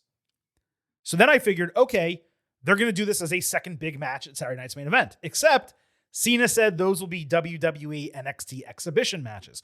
So now, Chris, my point in explaining all of this is I have absolutely no idea what is happening here. Is this a write-off all the way through the Royal Rumble? Is he going to win the WWE Championship on a SmackDown? I wish I had the answer here, and I will certainly ask around, but right now, I'm not sure what the hell is happening, and I do legitimately believe the combination of WrestlePalooza and the filming schedule of Highlander getting moved is seriously at fault for why this feud has been booked the way it went. Actually, you know what I just remembered? Was it last year or 2 years ago? They did a massive SmackDown around New Year's. It was like a huge show. Maybe it was the one, but it wasn't day one, right? It was not day one. No. Did they do a day one Raw? They did a day one Raw. Yes, I think that's when Biggie lost the title at day one in the 4-way match to Brock Lesnar because Roman Reigns couldn't wrestle. Man, this is all it's in my head. When Roman got COVID or something. Right. That was a day one. There was a day one Raw. So maybe they're going to do day one again because there's going to be a long runway until the Royal Rumble, but they haven't announced it yet, and you would think they would already. But okay, that's possible that whatever show is around New Year's, whether it's a SmackDown, whether it's a Raw, they do a day one or just a special edition, and they do the title match on TV and he wins it on TV. Totally possible. But either way. By the way, January 1st is a Thursday, so I don't know. Well, no, but they could do it. They would do it on the 2nd then. Yeah, day 2. Right. Or it could be on the SmackDown the week prior is possible as well. Or well, it wouldn't be on the Raw. Anyway, the McIntyre title change needs to happen. The match needs to happen. So there's a lot of moving parts here when it comes to Drew, Cody, the way this has been booked, the way things have changed. So this put another wrinkle into all of it on Friday. And all I know is ultimately, Chris, coming out of the show, I was positive in the fact that the match was going to happen again. And because the match is going to happen again, I believe the title will change. We will see. Indeed, we will. Here at the Getting Over Wrestling podcast, it is incumbent that I remind you. I happen to love the number 5. And I hope you do as well, because for $5 a month or $50 for the entire year, you can become an official Getting Overhead. Just visit buymeacoffee.com/gettingover, sign up. You'll get bonus audio, the fastest 5 minutes in professional wrestling, instant reactions to every major show, and exclusive news analysis posts every Friday. Again, $5 a month, $50 for the entire year. Buymeacoffee.com/gettingover. We would greatly appreciate your financial support to help continue this podcast. We have been a free show since we started, and we would love to give you some additional content as well. Chris, that wraps up the main event, and that means we only have one part of the show left. We're going to break down everything else that happened across Raw and SmackDown, and we're going to do it by determining the good, the bad, and the ugly. Hey, yo. Survey says one more for the good guy. Say hello to the back. Don't sing it. Bring it. CM Punk basically opened hour 2 of Raw calling Logan Paul a piece of garbage, saying he was in his wrestling gear because he's fixing for a fight. Just call him a piece of shit, man. Punk said he's not fighting Logan for the title. He just wants to kick his broccoli-haired millennial ass. Logan did his standard, I'm smarter than you, and I fought Floyd Mayweather shtick, but he turned it, saying he didn't hurt, or that didn't hurt him fighting Floyd, as much as Bronson Reed's Tsunami, and he realized he had to be with them, not against them, just to survive on Raw. So his eyes were open to a whole new vision. That trio came out with Heyman calling Punk a miserable, rotten, unlikable person who betrays his friends. The only person more unlikable, he claimed, was AJ Lee. Punk said AJ would leave them in pools of piss and blood, and he would fight all 5 of them. He was counting Heyman as 2 people. Jey Uso joined out of the crowd, Cody then entered to make it a 3-on-3 brawl. Punk got his hands on Heyman briefly. Then he threw Logan into the barricade as Reed took his hits, from all three guys. Rhodes, Punk, and Uso then came together backstage. When Pierce approached them, asking if all was good, Punk said he's got a team, they've got a team, and they're done with the games. Then he yelled, Regal, and William Regal literally popped into the frame, just like he's Joe Hendry, so he could scream, War Games! I guess Regal is like the Mariah Carey of WWE. The weather gets cold, the calendar flips to November, Christmas trees start going up, and he returns to the public eye, playing the hits. The Rhodes explanation, of course, is that he was backstage for Cena. Ultimately, this, Chris, to me, was a segment. I mean, we knew it was going to be War Games. It comes across as contrived. Jay has seemingly backtracked from the interesting personality he was developing. Jimmy's disappeared. Cody is suddenly aligned with them, even if it makes sense, because he's the ultimate babyface, and as WWE champion, he's the captain of WWE. But he has no hatred toward these heels specifically, none whatsoever. And as much as I loved Regal, the announcement comes with, 6 of 10 dudes set? And they do it backstage, not in front of the crowd. I just feel like we should be much more engaged and excited about this. And it's not at all how I feel at this juncture. I remain unenthused. So, as a couple of TV segments, Punk on the stick, Regal backstage, that was good. But taking a wider look at this, I'm giving the booking a bad. I guess I'm splitting the difference. It's a bad. This is the laziest War Games booking ever. We don't even have the full teams. We're just making the match, and like there weren't even many segments between all of these guys to set it up, and then to even have Regal do the announcement backstage. Like, what? Do that in front of the crowd. What are you doing? Everything about this was just the laziest possible way you could do this. Even like, we're supposed to take it seriously that we hate these guys, and there's Punk making like a meta joke about William Regal who comes into frame to do the thing. Like, that's such, it's funny, but it's such an AEW thing to do that. That's what right. It felt like. So I hated this. Bad. Right. It would have been cool if like William Regal walked by and he grabbed him by the shoulder and was like, Regal, say it. Like something like that, where it seemed natural that he was there as opposed to something that was contrived, which is what this was. And look, I know they had to pivot from Seth Rollins, but again, Chris, it's now been 3 weeks, a month? They've had time, maybe longer. They've had time to pivot. And this was the best you could do. And Cody's just there. By the way, again, as annoyed as I am about the match being booked as it has been, just kind of done on the show, what happened to Jay's character? That was the most intriguing part of Raw for the better part of a month. Where is Jimmy? Why is that not part of this storyline? Why was that given up on? Also, they still have time. We just said. Right. They got 18 days until Survivor Series. Why did you have to do this now? Like that. Right. I don't understand. Also, by the way, hold on. Cody's a SmackDown superstar hanging out on Raw, by the way. Yeah, but that was explained because it was Cena's last show and he was there. Like, so he ran into help. That was fine. That I had no problem with. I mean, should he be in the match? Like, ideally, no. It should just be people on Raw.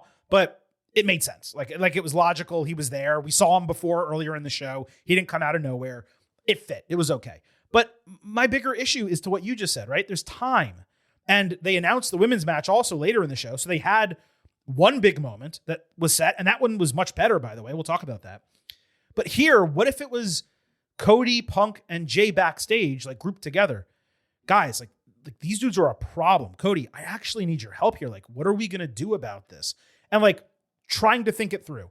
And then next week, the 4th and 5th people help the heels. And then they go over 5-on-3 against the faces. And that all of a sudden creates a situation where they now need to get 2 more people on their side. And now that they have 5, it's War Games. Instead, is it 5? Is it 5 or is it 4? It's 5.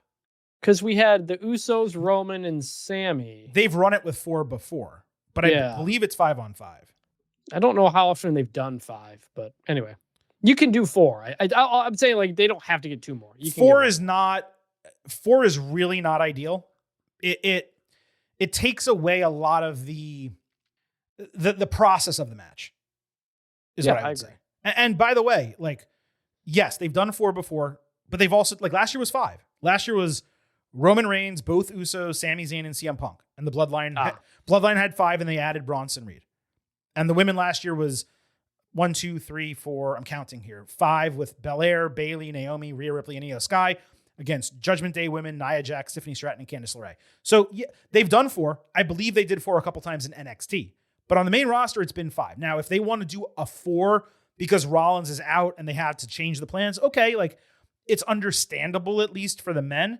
The women, as of right now, spoiling a little bit of what we're going to talk about in a little bit, that's 4-on-4 right now.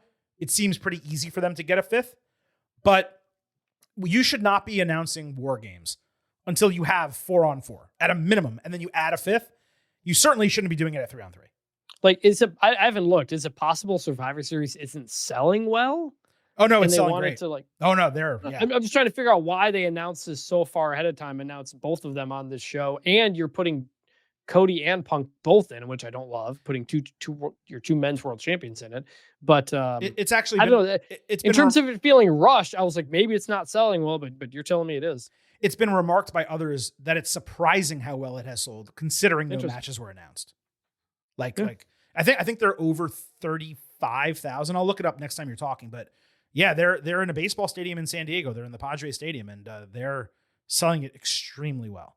Eric Galvin at EG720 wrote in. He said, it seemed like there were more commercial breaks than normal. When was the last time there was a commercial break during a CM Punk entrance?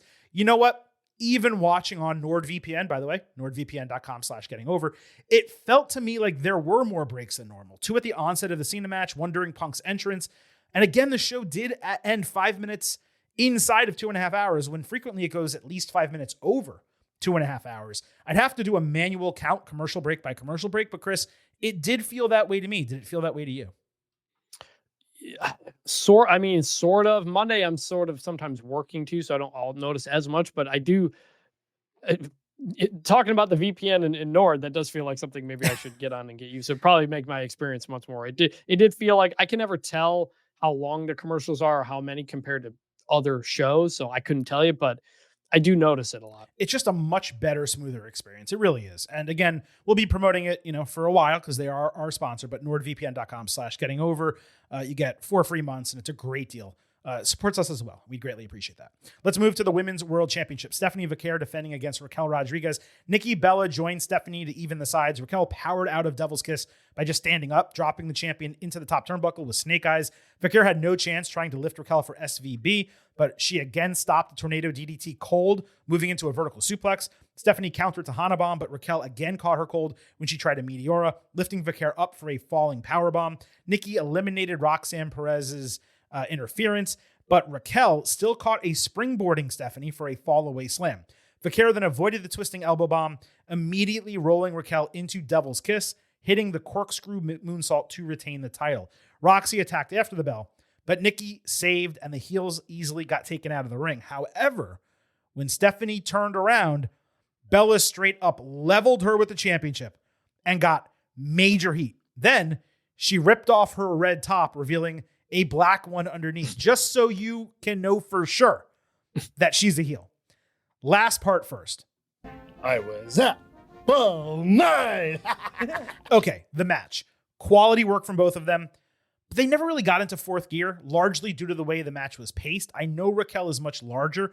I was a little surprised it was worked so slow. The best part was how Rodriguez was made to look like an absolute monster at every turn. Being able to catch or counter Vaquer's offense time and again, basically shaking her off, that helped her in the longer term. As far as Nikki's turn, we obviously expected it would come at some point. It was a shock for it to be this particular night. As I said last week, I figured Roxy was going to get a title match first. After all, she beat IYO SKY and beat Nikki and still deserves one. And I'm surprised that didn't happen because they have actively told that story on screen. In fact, it was Roxy pinning Nikki that earned Raquel the title match here. So Perez not getting one, to me, doesn't make sense. But the Nikki turn, as expected, was perfection. And the crowd reacted just as we said they would last week. She is eons better as a heel. And I like how they alluded to it last week when Nikki opened up to Stephanie about her confidence issues and all that. It's nice to have more emotional storytelling in that manner. Now, look, I hate that she's almost certainly going to get a title match whenever that happens simply by turning heel when she lost like 2 or 3 consecutive singles bouts before the turn. That's typical wrestling. If you can't earn a number 1 contendership on merit, you go bad, you force the babyface's hand. But it would be nice if she gets a couple singles wins before she challenges for the title by cheating to beat babyfaces or something like that. I don't have any issue with Nikki being in this position. She's a legend. She does have name value. And most importantly, she's going to put over Stephanie. It's not like she's winning the title. Plus, the rest of the women are involved in the tag team division and War Games. It's fine as a one-off, which is why it should happen as soon as this month for a Spanish-speaking crowd that will probably love it in San Diego. So the match, the heel turn, it's a double good. But yes, I am slightly annoyed that she's probably going to get a title match before Roxy when she doesn't deserve it and Perez does. No, that was good. I'm glad we had the full Nikki conversation last week because it kind of prepared everybody for when this was happening. I didn't expect it to happen so soon either. And yeah, like Nikki is a Hall of Famer. Hall of Famers can come in and get title shots, but it's also like the babyface is upset and they'll welcome the challenge. Like they will accept being put in that position. I think it did feel a little bit quick. Like you said, I would have loved Nikki gets a couple of wins. Stephanie is supporting her. And that's when Nikki turns on her. Because like saving her only to then beat her up again is always kind of a weird heel turn that happens in wrestling a lot. Because you're not changing anything. You want the credit for the beatdown instead of the one that was already happening. Right. But crowd reacted very well. Nikki's much better as a heel. She's not going to win the title. Ultimately, we got where we needed to go. So that was good. It's going to be funny when like next week or 2 weeks from now, she says, I said your name wrong on purpose. Because remember when she botched her name the first time that they were together? That'll be pretty fun when that happens. By the way, commentary twice called Vicare's high-risk finisher, I want to get this right, Sacacorchus, which literally means corkscrew in Spanish, if I didn't butcher saying it. The problem with that name is it's kind of difficult to pronounce, and it doesn't really hit you. I hope she uses the new SVB, the lung blower style, with a better name as her primary finisher. And this is just a special move because she cannot be doing this all the time. It made sense to do it on Raquel due to her size, not being able to get her up in SVB. But Rodriguez was way too close to the ropes. She didn't land all of it. And it is a dangerous move. Like it can go wrong, even for the most seasoned professional.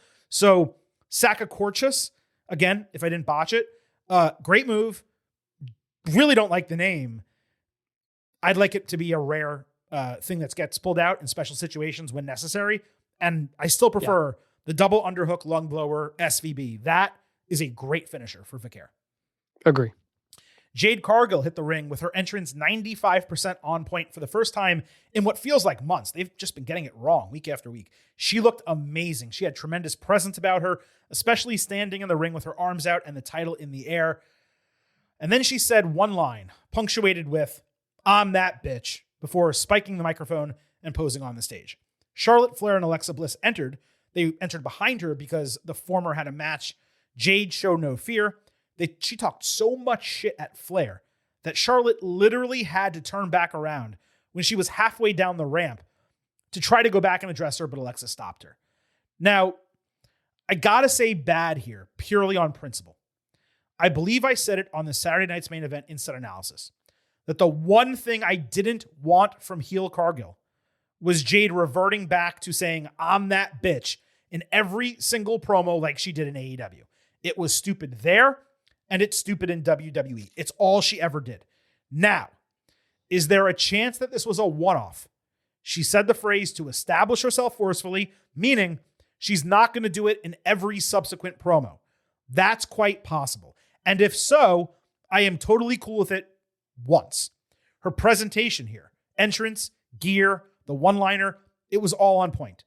But again, I have no choice but to grade it bad on principle. Now, to be more positive, I did enjoy how they paced and framed the stare down with Charlotte, creating some real professional animosity between them, and they did it with the quickness. When Flair and Bliss do lose their titles, which I figured might happen as soon as Raw on Monday night, they could remain together and challenge Jade one after another, giving her two legitimate people to defend the title against. So really, Chris, all the elements here were spot on.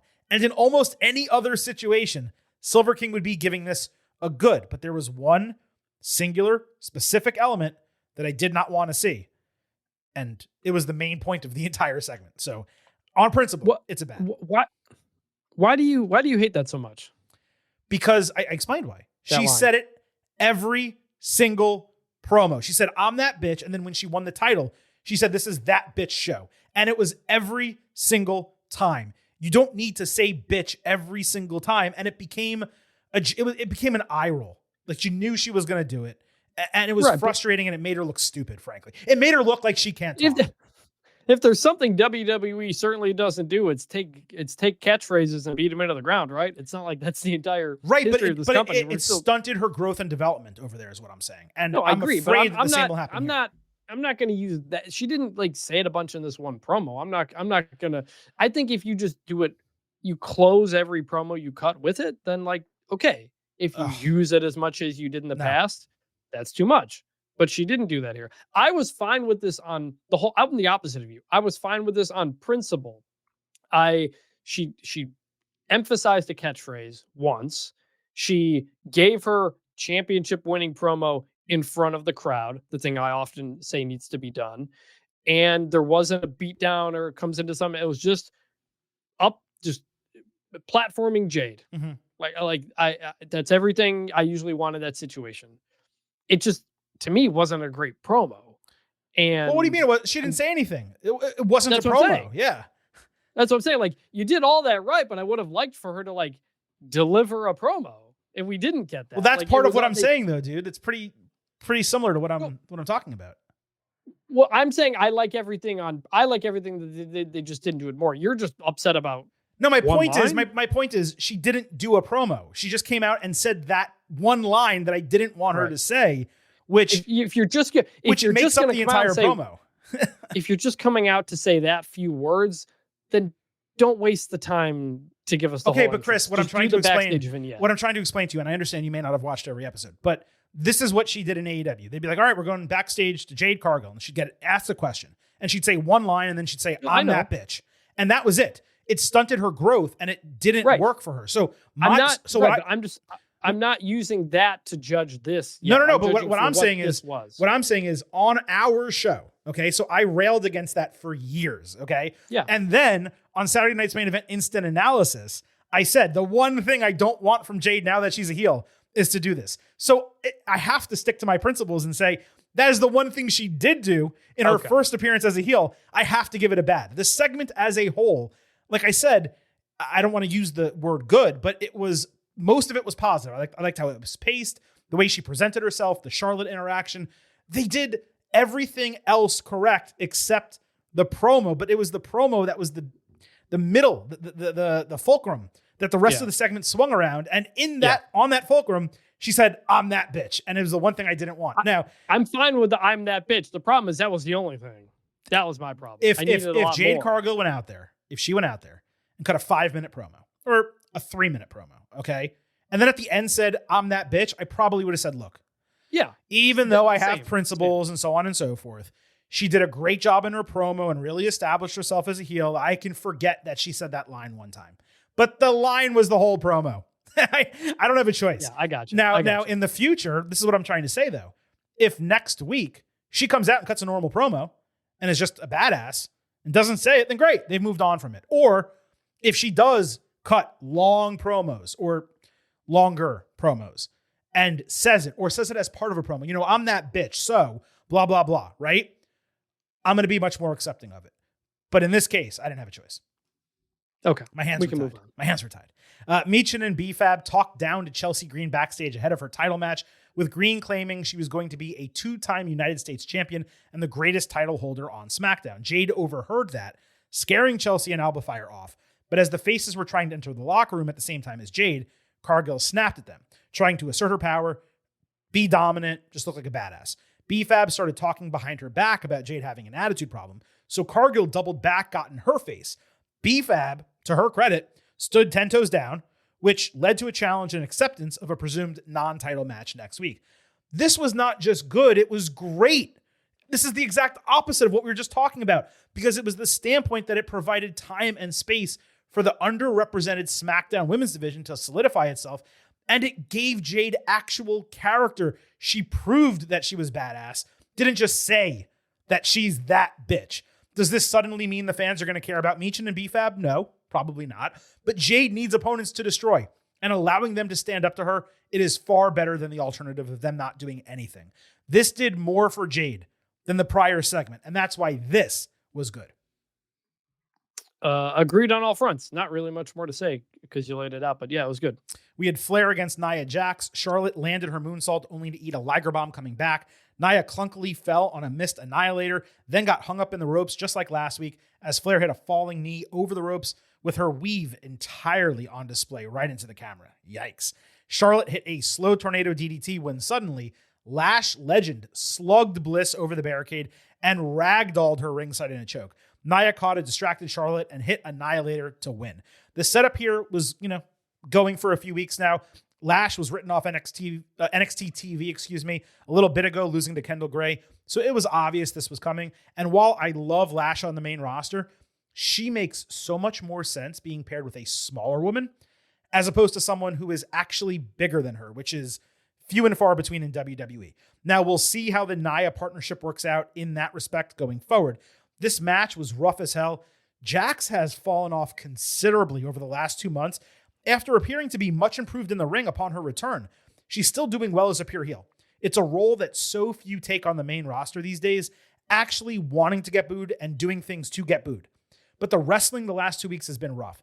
Lash's debut was solid. Charlotte needs new gear. Her nipple popped out like 3 different times during this match. I'm going to go with a light good here.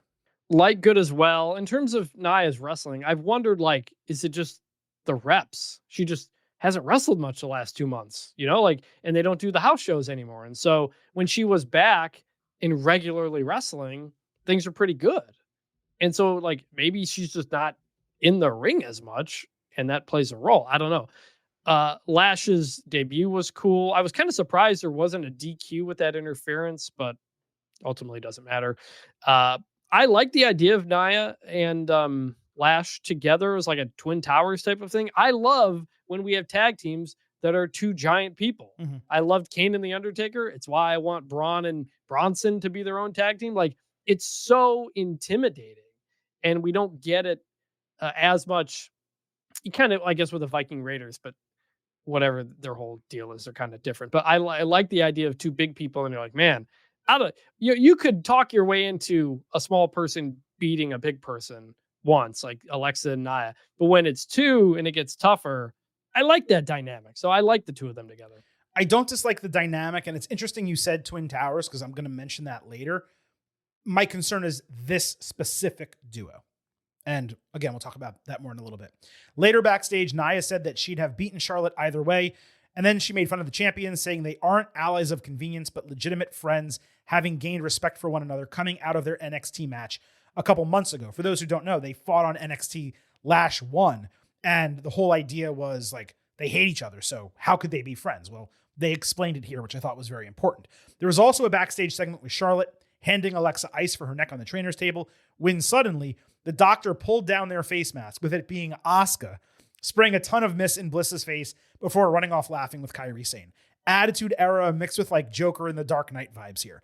Yeah, that was freaking great. Okay. It's the funniest thing in Dark Knight because Joker's got the mask on with Harvey Dent, and because the rest of his face is painted white, it's the Joker. But it's not until the Joker pulls off the mask that Harvey Dent freaks out about it. and so it's inadvertently funny. And I kind of almost thought that you could have drawn that out a little bit more too for that same effect. But I like this. No, you could have, because she had the colored hair, obviously, and the face paint on the side. So it would have been something if they looked at her what is going on here? And then she pulls the mask down and does the same thing. I agree. It could have been produced a little bit better. But that was freaking great with the mist. For Nia and Lash, simple, clear, legitimate explanation, opportunity for the new talent to establish herself on night one. For the others, a fun moment to build the title match on Raw, establish a hook other than the Kabuki Warriors just being the number one contenders. This was good. Yeah, good. Definitely good. United States Championship on the line. Julia defending against Chelsea Green. Kiana James came out looking like Little Bo Peep or some shit. Her shirt had 5 buttons and 4 of them were undone. To be clear, no one is complaining that Kiana looks great. PG, brother. The point is, her look is antithetical to her gimmick. It's ridiculous. And she doesn't match Julia's vibe at all. Ethan Page sat in the first row to support his mixed tag team partner. The Mark Nash announce for her had no stank on it. Kind of sucked for Chelsea. Julia quickly hit Arrivederci, then straight up brutalized Green from when the match started. The seconds brawled ringside, distracting the referee briefly, with Chelsea rolling up Julia, getting her feet on the middle rope as leverage for the 1-2-3 to steal the United States Championship in less than 2 minutes. I love Chelsea. This was ugly. As ugly as anything that has been on WWE TV recently. The Julia title reign was a joke as is, and it ended on an even more sour note than the rest of the reign in partnership with Kiana. It's crystal clear that, look, WWE wanted to strap up Chelsea as a mirror to Ethan, so both are double champions with a North American-based title going into the mixed tag team title match. It makes sense. They're insanely over together. But what's the actual value or purpose in doing that? What do they really gain for basically one match, both of them having titles? That I cannot answer for you. It seems superfluous. Now look, if this leads to Julia firing Kiana and going on an absolute rampage, winning back the title, starting a fresh dominant reign, okay, that could work. But she didn't significantly crash out after the bell, and we don't have the ability to see the future, nor do we have the trust in SmackDown Creative to book her in a positive way on the main roster where we can assume there's a plan going forward. Plus, to book this match with a roll-up finish with such an insultingly short runtime was just pathetic. That's automatically bad, as it has been on this show for years. There wasn't even enough circumstantial context for this to be acceptable. You would never see WWE do this with one of the men's titles. Not these days. But for the women, it's fine. And why the hell were they building that whole feud with Tiffany Stratton and Julia only to book this? So, yeah, I'm happy for Chelsea. She remains great. But this, I don't have answers, and I don't get this at all. 0.0. 0.0, Mr. Blutarski. Come on, Oos. It's a joke, right? It's a joke, Oos. You ribbing me? I'm only going to give it a bad because I love Chelsea. And I was shocked to see her win this title. And I love that she's doing this. And I've paid attention to what she's been doing with Ethan Page on NXT and think it's great. And I think she's incredibly talented. And that things kind of fell off when she lost the title and when Piper got hurt. But as soon as she shows back up on TV, she's entertaining. And I like that her winning. And at the same point, I don't care about Julia because I don't know anything about her. I didn't watch her in NXT. And in this reign, they've given me barely any reason to. It's more Kiana James. So, like, this can turn into a good thing if we maybe just reset Julia in some kind of way. Because whatever this was not working. And can still figure it out. But even when they were together, I was like, this is just nothing to me. So if it means we get more Chelsea Green on SmackDown, then I'm like looking forward to it. If we don't, and she's just doing the NXT stuff, then I'll be more annoyed about it again. Yeah. I mean, look, they got to send Julia to Raw for the love of all that is holy in this world. She never should have left NXT. This has been an absolute disaster of a main roster run. She's not buried or dead. She's only been there for a couple months. It's fine. Yeah. Okay. They'll figure it out, I think. But I don't know that it can happen on SmackDown at this point. They need a top to bottom refresh of her character outside of her look and her music. Everything else needs to change. It's not like a Damian Priest thing where we've seen so much and you're just like, I think we know the things he can and can't do. I have no idea yet with Julia on the main roster. There hasn't been nearly enough to know what she can and can't do for that. So it's like there's still a lot of room to figure things out with her. You're the perfect person here because you, as a viewer who only really watches the WWE main roster, you not caring about her is the problem. Correct. You should care about her the same way you care about Stephanie Vaquer, or maybe not Vaquer. You should care about her at least as much as you care about Lyra Valkyria. No, because Lyra's been put in a bunch. Well, I should. Yeah, I'm saying you should. Lyra right? You should. Lyra has been put in a bunch of stories and had things happen, Right. and has a character and bouncing off of people and cutting promos and going back and forth with Becky Lynch. Julia just hasn't had that. That's what I'm saying. It's sort of the same thing with Mella, where I'm coming from the perspective of I just didn't see him much in NXT. So my view of him is what we've gotten on the main roster, and I like that dynamic between the two of us because not everybody who watches Raw watches NXT. So your perception of somebody who's come from NXT and mine who has not, I think creates kind of good conversation. But it's usually very similar. It's me saying they're not doing enough with this person, and you saying I don't have any reason to like them, and it's because of A plus B equals C. They're not doing enough with them. Yeah. Therefore, Chris, you don't know enough about them nor care about them, and therefore it's not successful. It's very simple math here. And guess what? It's all happening on SmackDown. It's pretty consistent. Women's Tag Team Championships over on Raw, so you knew it'd probably be good. Bliss and Flair defending against the Kabuki Warriors. Bliss hit a double DDT on the challengers before Flair followed with a tag-in double crossbody, her rough cartwheel lariat, and 2 fall-away slams. Charlotte then landed a double moonsault. I think she dropped her knees right into Kairi Sane's midsection. Ouch. The champions tried the stereo natural selection, but Asuka countered Flair's attempt into a brief Asuka lock. Then she put Charlotte in an armbar, moved into a triangle choke, countered back by Charlotte into a lion tamer that was meant to be a Boston Crab. Flair put figure 4 into a figure 8 with Kairi set to break it with an insane elbow. Instead, Bliss caught her with an Abigail DDT, and it looked like the champions would retain, except Nia and Lash appeared, pulled Flair's arms out. Asuka then took out her knee, and the Warriors hit the elevated insane elbow to become the new champions. There was plenty of post-match, but let's start with this. It was the right title change considering what we expect to happen in the future and how badly Charlotte and Alexa are needed for the singles division on SmackDown. They can still operate as a team of now friends. In fact, Chris, the best possible angle they can run would be remaining friends without the titles, proving they developed a real relationship and they were not allies of convenience. But they did their jobs with the titles. And both Asuka and Kairi have been so incredible on Raw, they absolutely needed them to take that next step in their story.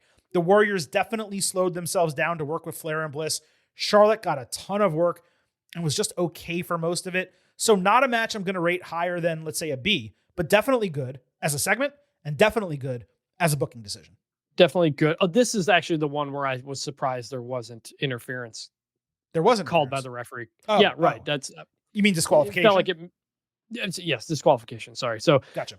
But ultimately, yes, I was okay with the title change too because I was like, all right, like we had said, it didn't feel like they were developing Charlotte and Alexa like anymore, like their story. Once they became the champions, there were like little things here and there, but the story kind of became secondary to them doing what they do with the title. So this is an opportunity to get back into that, which I think was really good and really successful and really helpful for Charlotte. So you don't need to break them up by any means. And Kabuki Warriors have been just terrific for months. They've been awesome. And it's like you said they needed it to take them to the next level. It's one of those situations where it's like, it's not give somebody a belt in order to help them. It's that they've done a good job. Now the belts will elevate them with that. And that's what this is. And ultimately, I like this, all of it. It was good. Asuka might be my favorite thing going on in WWE TV right love now. Hearing that from you. That's awesome. She is so charismatic and interesting and confident in her broken English that it makes it so much better because it makes you fear her because she's like, oh, she's not scared of not knowing what to say maybe or not having to. She's like so confident in that vulnerable situation that it's interesting. And then you do the doctor thing, like we said, like she's so versatile right now and entertaining. I love it. She's been awesome. Did you watch Asuka's championship run in NXT? Yes. I mean, when she did that and got called up, I could not have been more enthused for a wrestler to get to the main roster and then to get booked the way she got booked for a majority of her career. There were down parts, and her losing to Charlotte Flair at WrestleMania still sticks in my craw. But I got to tell you, through everything, now Asuka's run in NXT for me is special and probably unmatched because it was single. She was dominant. She wore that suit and was just as big of a badass as you could possibly be. But this run she is doing right now on the main roster, it is the best work that she has done as a character, maybe not as an in-ring wrestler because she is older. As a character, as a storyteller, as an entertainer, it's unmatched since she's gotten called up. And I think even people who weren't all in on her before, they're now turning that page and they're saying, wow, Asuka's like a legit legend. And it feels like she's not trying. It feels like she's just being. Right. And sometimes it felt like she was trying to express the feeling of being the top woman and what comes with that and this and that. And now she's just free, it feels like, and it comes through as a character. Yeah, you're right. It feels like, I hate to use this phrase when it comes to WWE because everyone says it when someone leaves the company. It feels like the chains are off. Like for a while, she was just being relegated to a certain type of role. And now she's being allowed to do, she's the Japanese equivalent of Becky Lynch from the standpoint of they both go out there. You believe every single thing they say, and you know that they are being allowed to do what they want to the best of their abilities, and there's no restriction. And even when I don't know what she says. Even when I don't know what she says. I believe it. I believe what she's saying, even when I don't know. And they're better off for it, and the product is better off for it. And it's just, it's one of the reasons why, maybe the main reason why right now, WWE Raw is so successful and so much better than SmackDown. But there was more to this. We're just talking about the match and the title change. Nia, by the way, dyed her hair dark to match Lash, which I thought looked good. Anyway, they laid out the faces, then briefly stared down the new champions before deciding, we don't want to fight them. Let's just go 4-on-2. That led to IYO SKY's return, wiping out Lash and the Warriors and punching Nia like she was freaking King Hippo in Punch-Out. I audibly laughed at the way she was striking Nia. Lash then laid out IYO with a right hook, which she sold like she got shot out of a cannon. Like flipped over literally from a right hook. That led to Rhea Ripley's electric return in a Batman face mask due to her broken nose. The crowd lost their shit. Rhea obviously cleared house, ending in a brawl with a razor's edge of Kyrie over the ropes into the heels. Great camera shot of that. Ripley, of course, demanded a mic, and she screamed, "War Games!" Despite Regal being backstage, easily able to pull double duty. And that was how Raw went off the air. I'm afraid what I said earlier about Nia and Lash came to fruition here. Each of them individually, they can work in a tag team with someone else. Together, they are way too slow and plodding for this to work. Perhaps I will be proven wrong like you hope, and they ultimately make it work. But neither of them can really do a hot tag, and they don't really stand as a Twin Towers type of team either. I'm glad Legend got called up. This may need to be a short-term partnership. Anyway, go ahead. It is an interesting point because, like, Brothers of Destruction, you still had Undertaker walking the rope and Kane doing his jumping, diving clothesline. Like, they could come in. You could see quickness with them at times. So that is an interesting way to think about it. Yeah. So, again, I'm just hesitant to really buy into this, and I don't think it's going to work, but I've been proven wrong before. Legend, like I said, she laid out IYO with that right hand. Oh boy. That, and then the one she delivered to Bliss on SmackDown, quite a start for her. In terms of the War Games announcement, I actually thought this was way more logical and sensible. Plus, it was executed better than the men's equivalent. The face side, by the way, is a powerhouse in this match, and the consecutive returns of IYO and Rhea closing a Raw that already had 2 title changes and Cena headlining it made for a hell of a night. So this gets another good on top of the match preceding it. 100%. It's exactly what I complained about the previous one. It was done while everybody was fighting. It was done in front of the crowd, and it had been built up well. So yeah, very, very good. Bunch of side notes for you really quick. First, a couple fun ones. Asuka has now won or held at least one championship every year of her WWE career, except her first 3 months, which was the end of 2015. That is legend shit right there. Another, IYO will participate in every women's War Games in WWE history from NXT all the way to the main roster. It's literally her match. Do you think she's going to do the moonsault off the cage? Here's the thing. Like, I hope she, like, on one hand, I want her to, and I want the trash can involved, and it's incredible. On the other, how many times are we going to do that? Correct. You know, so I'd love to see her in something else. I don't know what they could find, but figure out another thing for her to put on and do it. But yeah, I'm sure we'll get some version of it. Some not so fun side notes. Nia was awful in War Games last year, and I'm really worried about the heel side of this match as it's constructed. Their fifth is going to be immensely important, assuming it's 5-on-5. It cannot be Jade, and it cannot be Nikki. What makes the most sense is Becky Lynch and AJ Lee, if that can get worked out for the respective sides. It would add star power for the heels and make it a true must-see match.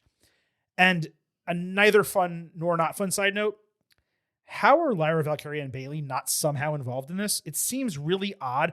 They were such a hot duo on the show, both booked incredibly well. Bayley's character taking off, and they're just not going to be part of this unless somehow it goes 6 versus 6, which I would love, but I don't see that being likely. So yeah, I don't know. A bunch of different kind of takes here. I'm not like really wanting either of these to be 5 because it's going to feel too forced. And I don't like when it's forced. If you've got one general connected theme, that works. And in this case, you've got 4 sets of tag teams who are all kind of had things going on with each other. Adding somebody else is almost like, I don't know, just takes you out of it a little bit. I don't think either one of these need to get to 5 just based on the stories that have been told to this point. Yeah, and that's fair. It's also was the case with the men last year where you had 4-on-4 and then they added Punk and Bronson Reed to make it 5. Yeah, and you know, the Punk one made no sense, and we had to create the favor storyline, and Bronson Reed got hurt. So like, we don't need to do that. Yeah, true. Phenomenal Lee backstage told Adam Pearce they wanted to be fighting champions. If he lined up the opponents, they would knock them down. He was all about it, telling them to stay tuned. They got into some conversation about a team name, but I didn't even understand what Dragon proposed, only that AJ didn't like it. Then Maxine Dupree came through, telling Pearce she was training, and that was going well, but she's also made her decision. She just wants Becky Lynch. Pearce said it would go down next week on Raw at Madison Square Garden. Just as Pearce walked away, Lynch sucker punched Dupree, saying, quote, "Welcome to the big time. You don't stand a chance." I don't take issue with Dupree getting the opportunity. I remain bothered at how this has been booked, and this did not help at all. I believe it was just last week that Dupree told Pearce she was going to take her time to train and get ready so she could beat Becky. And she takes 1 week. Her contention was that she could train forever, but it wouldn't matter. To which I'm thinking, no, wrong. The whole point of training is to improve. NFL quarterbacks don't do 1 week of training camp and then go, nah, I'm good. Let's start the season. No, don't you understand? All that matters is the mindset. That's what they're saying here. Dupree is the least experienced woman on the entire Raw roster. We didn't get a training montage, any social media footage of her busting ass, opening up to fans about how hard she's been working. Nothing. It's lazy and it's stupid. And I'm going to hate it if this all builds to AJ Lee returning, helping Maxine win the title. Last week, I did say I would be okay if she won, as long as she drops it back to Bex the following week. And I maintain that. But if WWE takes all the gravitas it has built into this strap through Becky and Lyra Valkyria and just drops it on Dupree, holy shit, man, that is going to suck. This was bad. Not because I don't like the direction, I can get over that, but rather for all the specific reasons I just mentioned. I agree it was bad. Can you imagine if they do that to the women's IC right after what they just did to the women's US title? Right, exactly. You can't do both of those. You can't do that. Like that. So it's hugely frustrating. United States Open Challenge, Ilya Dragunov was answered by Tommaso Ciampa, which appeared predictable given he tried to challenge last week. Ciampa got solid heat with a walk and talk heel promo, had the crowd chanting jackass at him, but Dragunov chose Johnny Gargano over him out of spite. Dragunov landed Constantine's special, but got caught with an anti-air super kick, sharp kick to the head, and a poison rana. Ilya came back with a flying senton before Candice LeRae interrupted as a Constantine redo, allowing Gargano to hit a tope suicida tornado DDT ringside and one final beat for a false finish. Dragunov superplexed Gargano with his feet originally on the ring apron, following with an H-bomb to retain the title, and Fraxium later laughed at DIY backstage. Another excellent match for Ilya. His title reign is being booked perfectly in terms of giving him contenders that can match his work rate and prove that he's not only deserving as a champion, but one the crowd can get behind. Gargano got to do his Johnny wrestling stuff here. That was refreshing. They're even telling some light stories within the challenges, which is important. That said, this was a bit of an odd booking decision because Ciampa had roused the crowd so well and created momentum for his challenge, whereas Gargano started the match and it was like empty calories by comparison. Obviously, all it took was Dragunov and Gargano working to get the fans going, but it did feel like they didn't capitalize on the moment. The inverse of this criticism is that Dragunov and Ciampa now has a deeper story from when that actually happens. Anyway, it was obviously good. Awesome finish, 3.75 stars, B+. It badly needed 5 more minutes. If so, it would have been an easy A-. Yep, I agree on all points. Good. Sami Zayn backstage asked Nick Aldis to let him have Rey Fenix's back, even though he's not medically cleared due to the threat posed by MFT. Aldis firmly refused, but Zayn said he wouldn't stand by for too much longer. R-Truth then popped in, dressed in full John Cena regalia, putting his lottery balls, in Aldis' hand, but Nick informed him he was already in the pool. Tama Tonga later roused MFT backstage. As Solo Sikoa said, they did a great job last week, though Sami is still walking around, and both the Wyatt Six and Dragunov have their titles. The Six, everyone but Uncle Howdy again, were shown watching in the shadows. I don't really see all of this as gradable. I did like Truth ensuring he had a chance to be in the tournament, and the joke about his balls with Aldis, that was pretty good. It was fine, yeah. So we had Phoenix against Tama Tonga.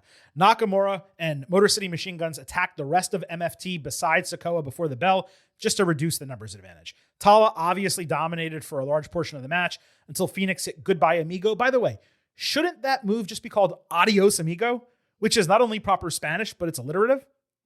Anyway, the Phoenix hit a standing frog splash only to get prevented from landing a Hurricanrana with a powerbomb and a chokeslam follow for a squeaky clean victory. Sami saved with a chair, preventing a post-match attack. I'll get the positive out of the way. I loved the finishing sequence. That worked really well. But if you want to establish Tala as strong and dominant, okay. Don't do it against a top-tier wrestler who should be actively competing for a mid-card title. Or at least do it against someone who is already established and can take a loss in stride, like Sami, actually. Phoenix's legitimacy has not been developed enough for him to be able to absorb a loss like this. The only way I can rationalize it is if Phoenix is leaving SmackDown, moving over to Raw and joining Penta, making this his write-off. Even then, it's infuriating because Tala's ceiling is so low and Phoenix's is so freaking high. I'm not sure when this has happened twice in one episode, but I'm doubling up. Ugly. Straight up ugly. No, don't like that. Block at 0. Yes, ugly as well. I couldn't believe this was happening. I was like, is this right? This is like for a place that does not have many house shows anymore. Like these guys were given a spot on a 2.5 hour Raw for what? And SmackDown. I'm still mixing up a lot of the MFT's names at this point, especially because they're all kind of looking alike now with how they're dressing and face painting.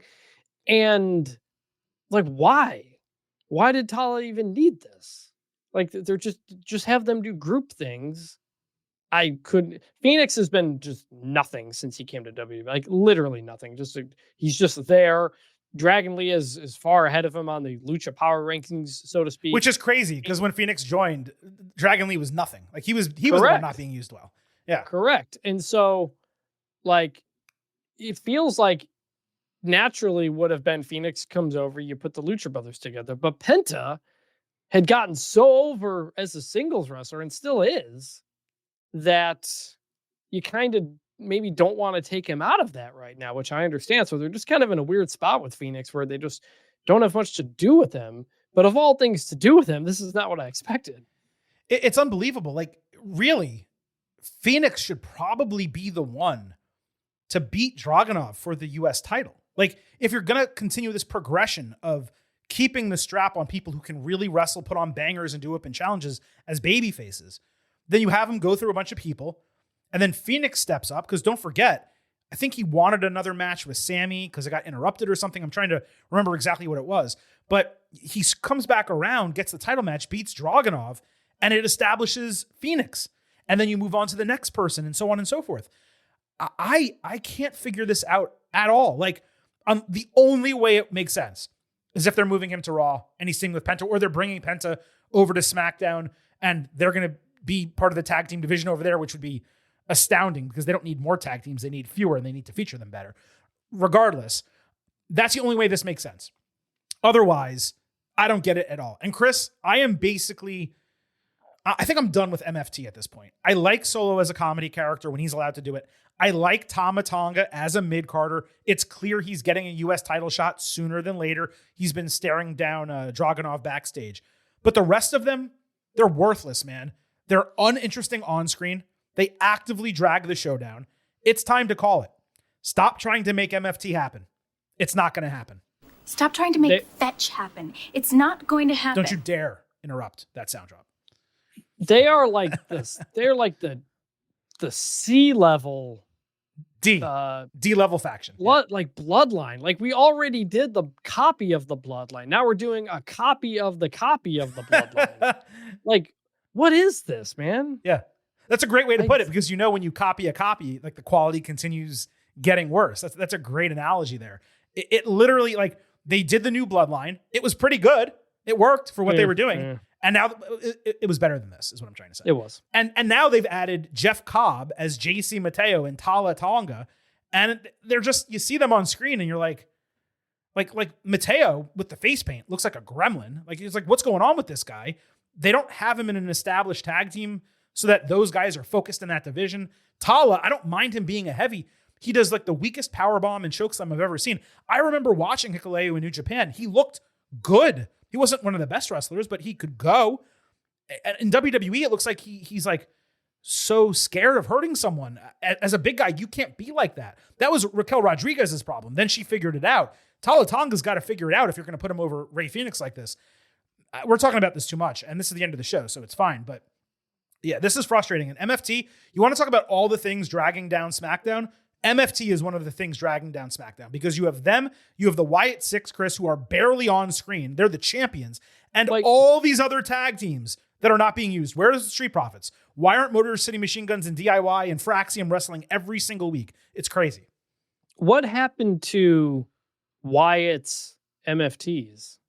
That's still happening. They were in the background of one of those segments backstage. When Tama Tonga was kind of rousing them before the match, the Six were back there watching them. And you saw them in the forefront afterward. It feels like something you needed to pull the trigger on quickly, because people were actually excited about both of these groups for a rare time. Like, go with it. Not that we thought this would necessarily be the War Games match, but we didn't know, if it could be. Now it won't be. It could have been the Survivor Series elimination match on the show. And you know what? It still could be. But it has to start. It has to start this Friday. They have to get back to it this week. They have 3 SmackDowns left. They have to get back to them face to face with Uncle Howdy, starting this week. Yeah, don't put either of them with anybody else. Just put them with each other. Yeah, I agree. It has to be faction on faction, Survivor Series elimination. That's what you book for the show, and maybe they do it. I can't imagine that being on Survivor Series. Maybe it's on, because they put big matches on SmackDown, so maybe they do a traditional Survivor Series match as the main event of SmackDown, going into War Games. Agree. All right, Chris, look, that wraps up this edition of the Getting Over Wrestling podcast. We just went long, and that was without a news segment, without our normal banter at the start of the show. That's how much there was to discuss in the world of WWE this week, and we will be right back at it, same bat time, same bat channel, next Tuesday with your WWE episode breaking down Raw and SmackDown. Between now and then, we'll be back in your ear holes on Thursday with performance-enhancing audio breaking down NXT and AEW. And there's a ton of stuff happening with both of those brands for us to discuss Thursday and beyond. On the way out of the show, allow the Silver King first to thank NordVPN for being our sponsor, nordvpn.com/gettingover. Please support us. Get an incredible deal on the best VPN on the marketplace. But I should also remind you that here on the show, it's all about Defy. So head over to Apple Podcasts and Spotify. Leave a 5-star rating on Apple. Take a little extra time. Leave a 5-star written review. If you do, we will read it live right here on the program. Follow us on social media everywhere at Getting Overcast. On Twitter and Blue Sky, you get episode drops, news, analysis, highlights. You can send in questions and comments for the show. We will read them on the air. On YouTube, you can listen to full-length audio episodes and watch full-length video interviews. And lastly, Chris, do not forget, I happen to love the number 5. And I hope all of you listening do as well, because for $5 a month, $50 for the entire year, you can become an official Getting Overhead. Just visit buymeacoffee.com/gettingover. Sign up. You'll get bonus audio, the fastest 5 minutes in professional wrestling, instant reactions to every major show, and exclusive news analysis posts every week. Again, that is buymeacoffee.com/gettingover. Please support us as we continue to support you with the greatest performance-enhancing audio covering professional wrestling that exists right here on the internet. That wraps up this edition of the show. For Vintage Chris Vanini, this is the Silver King, Adam Silverstein, signing off and leaving you with just 3 final words. Bye for now.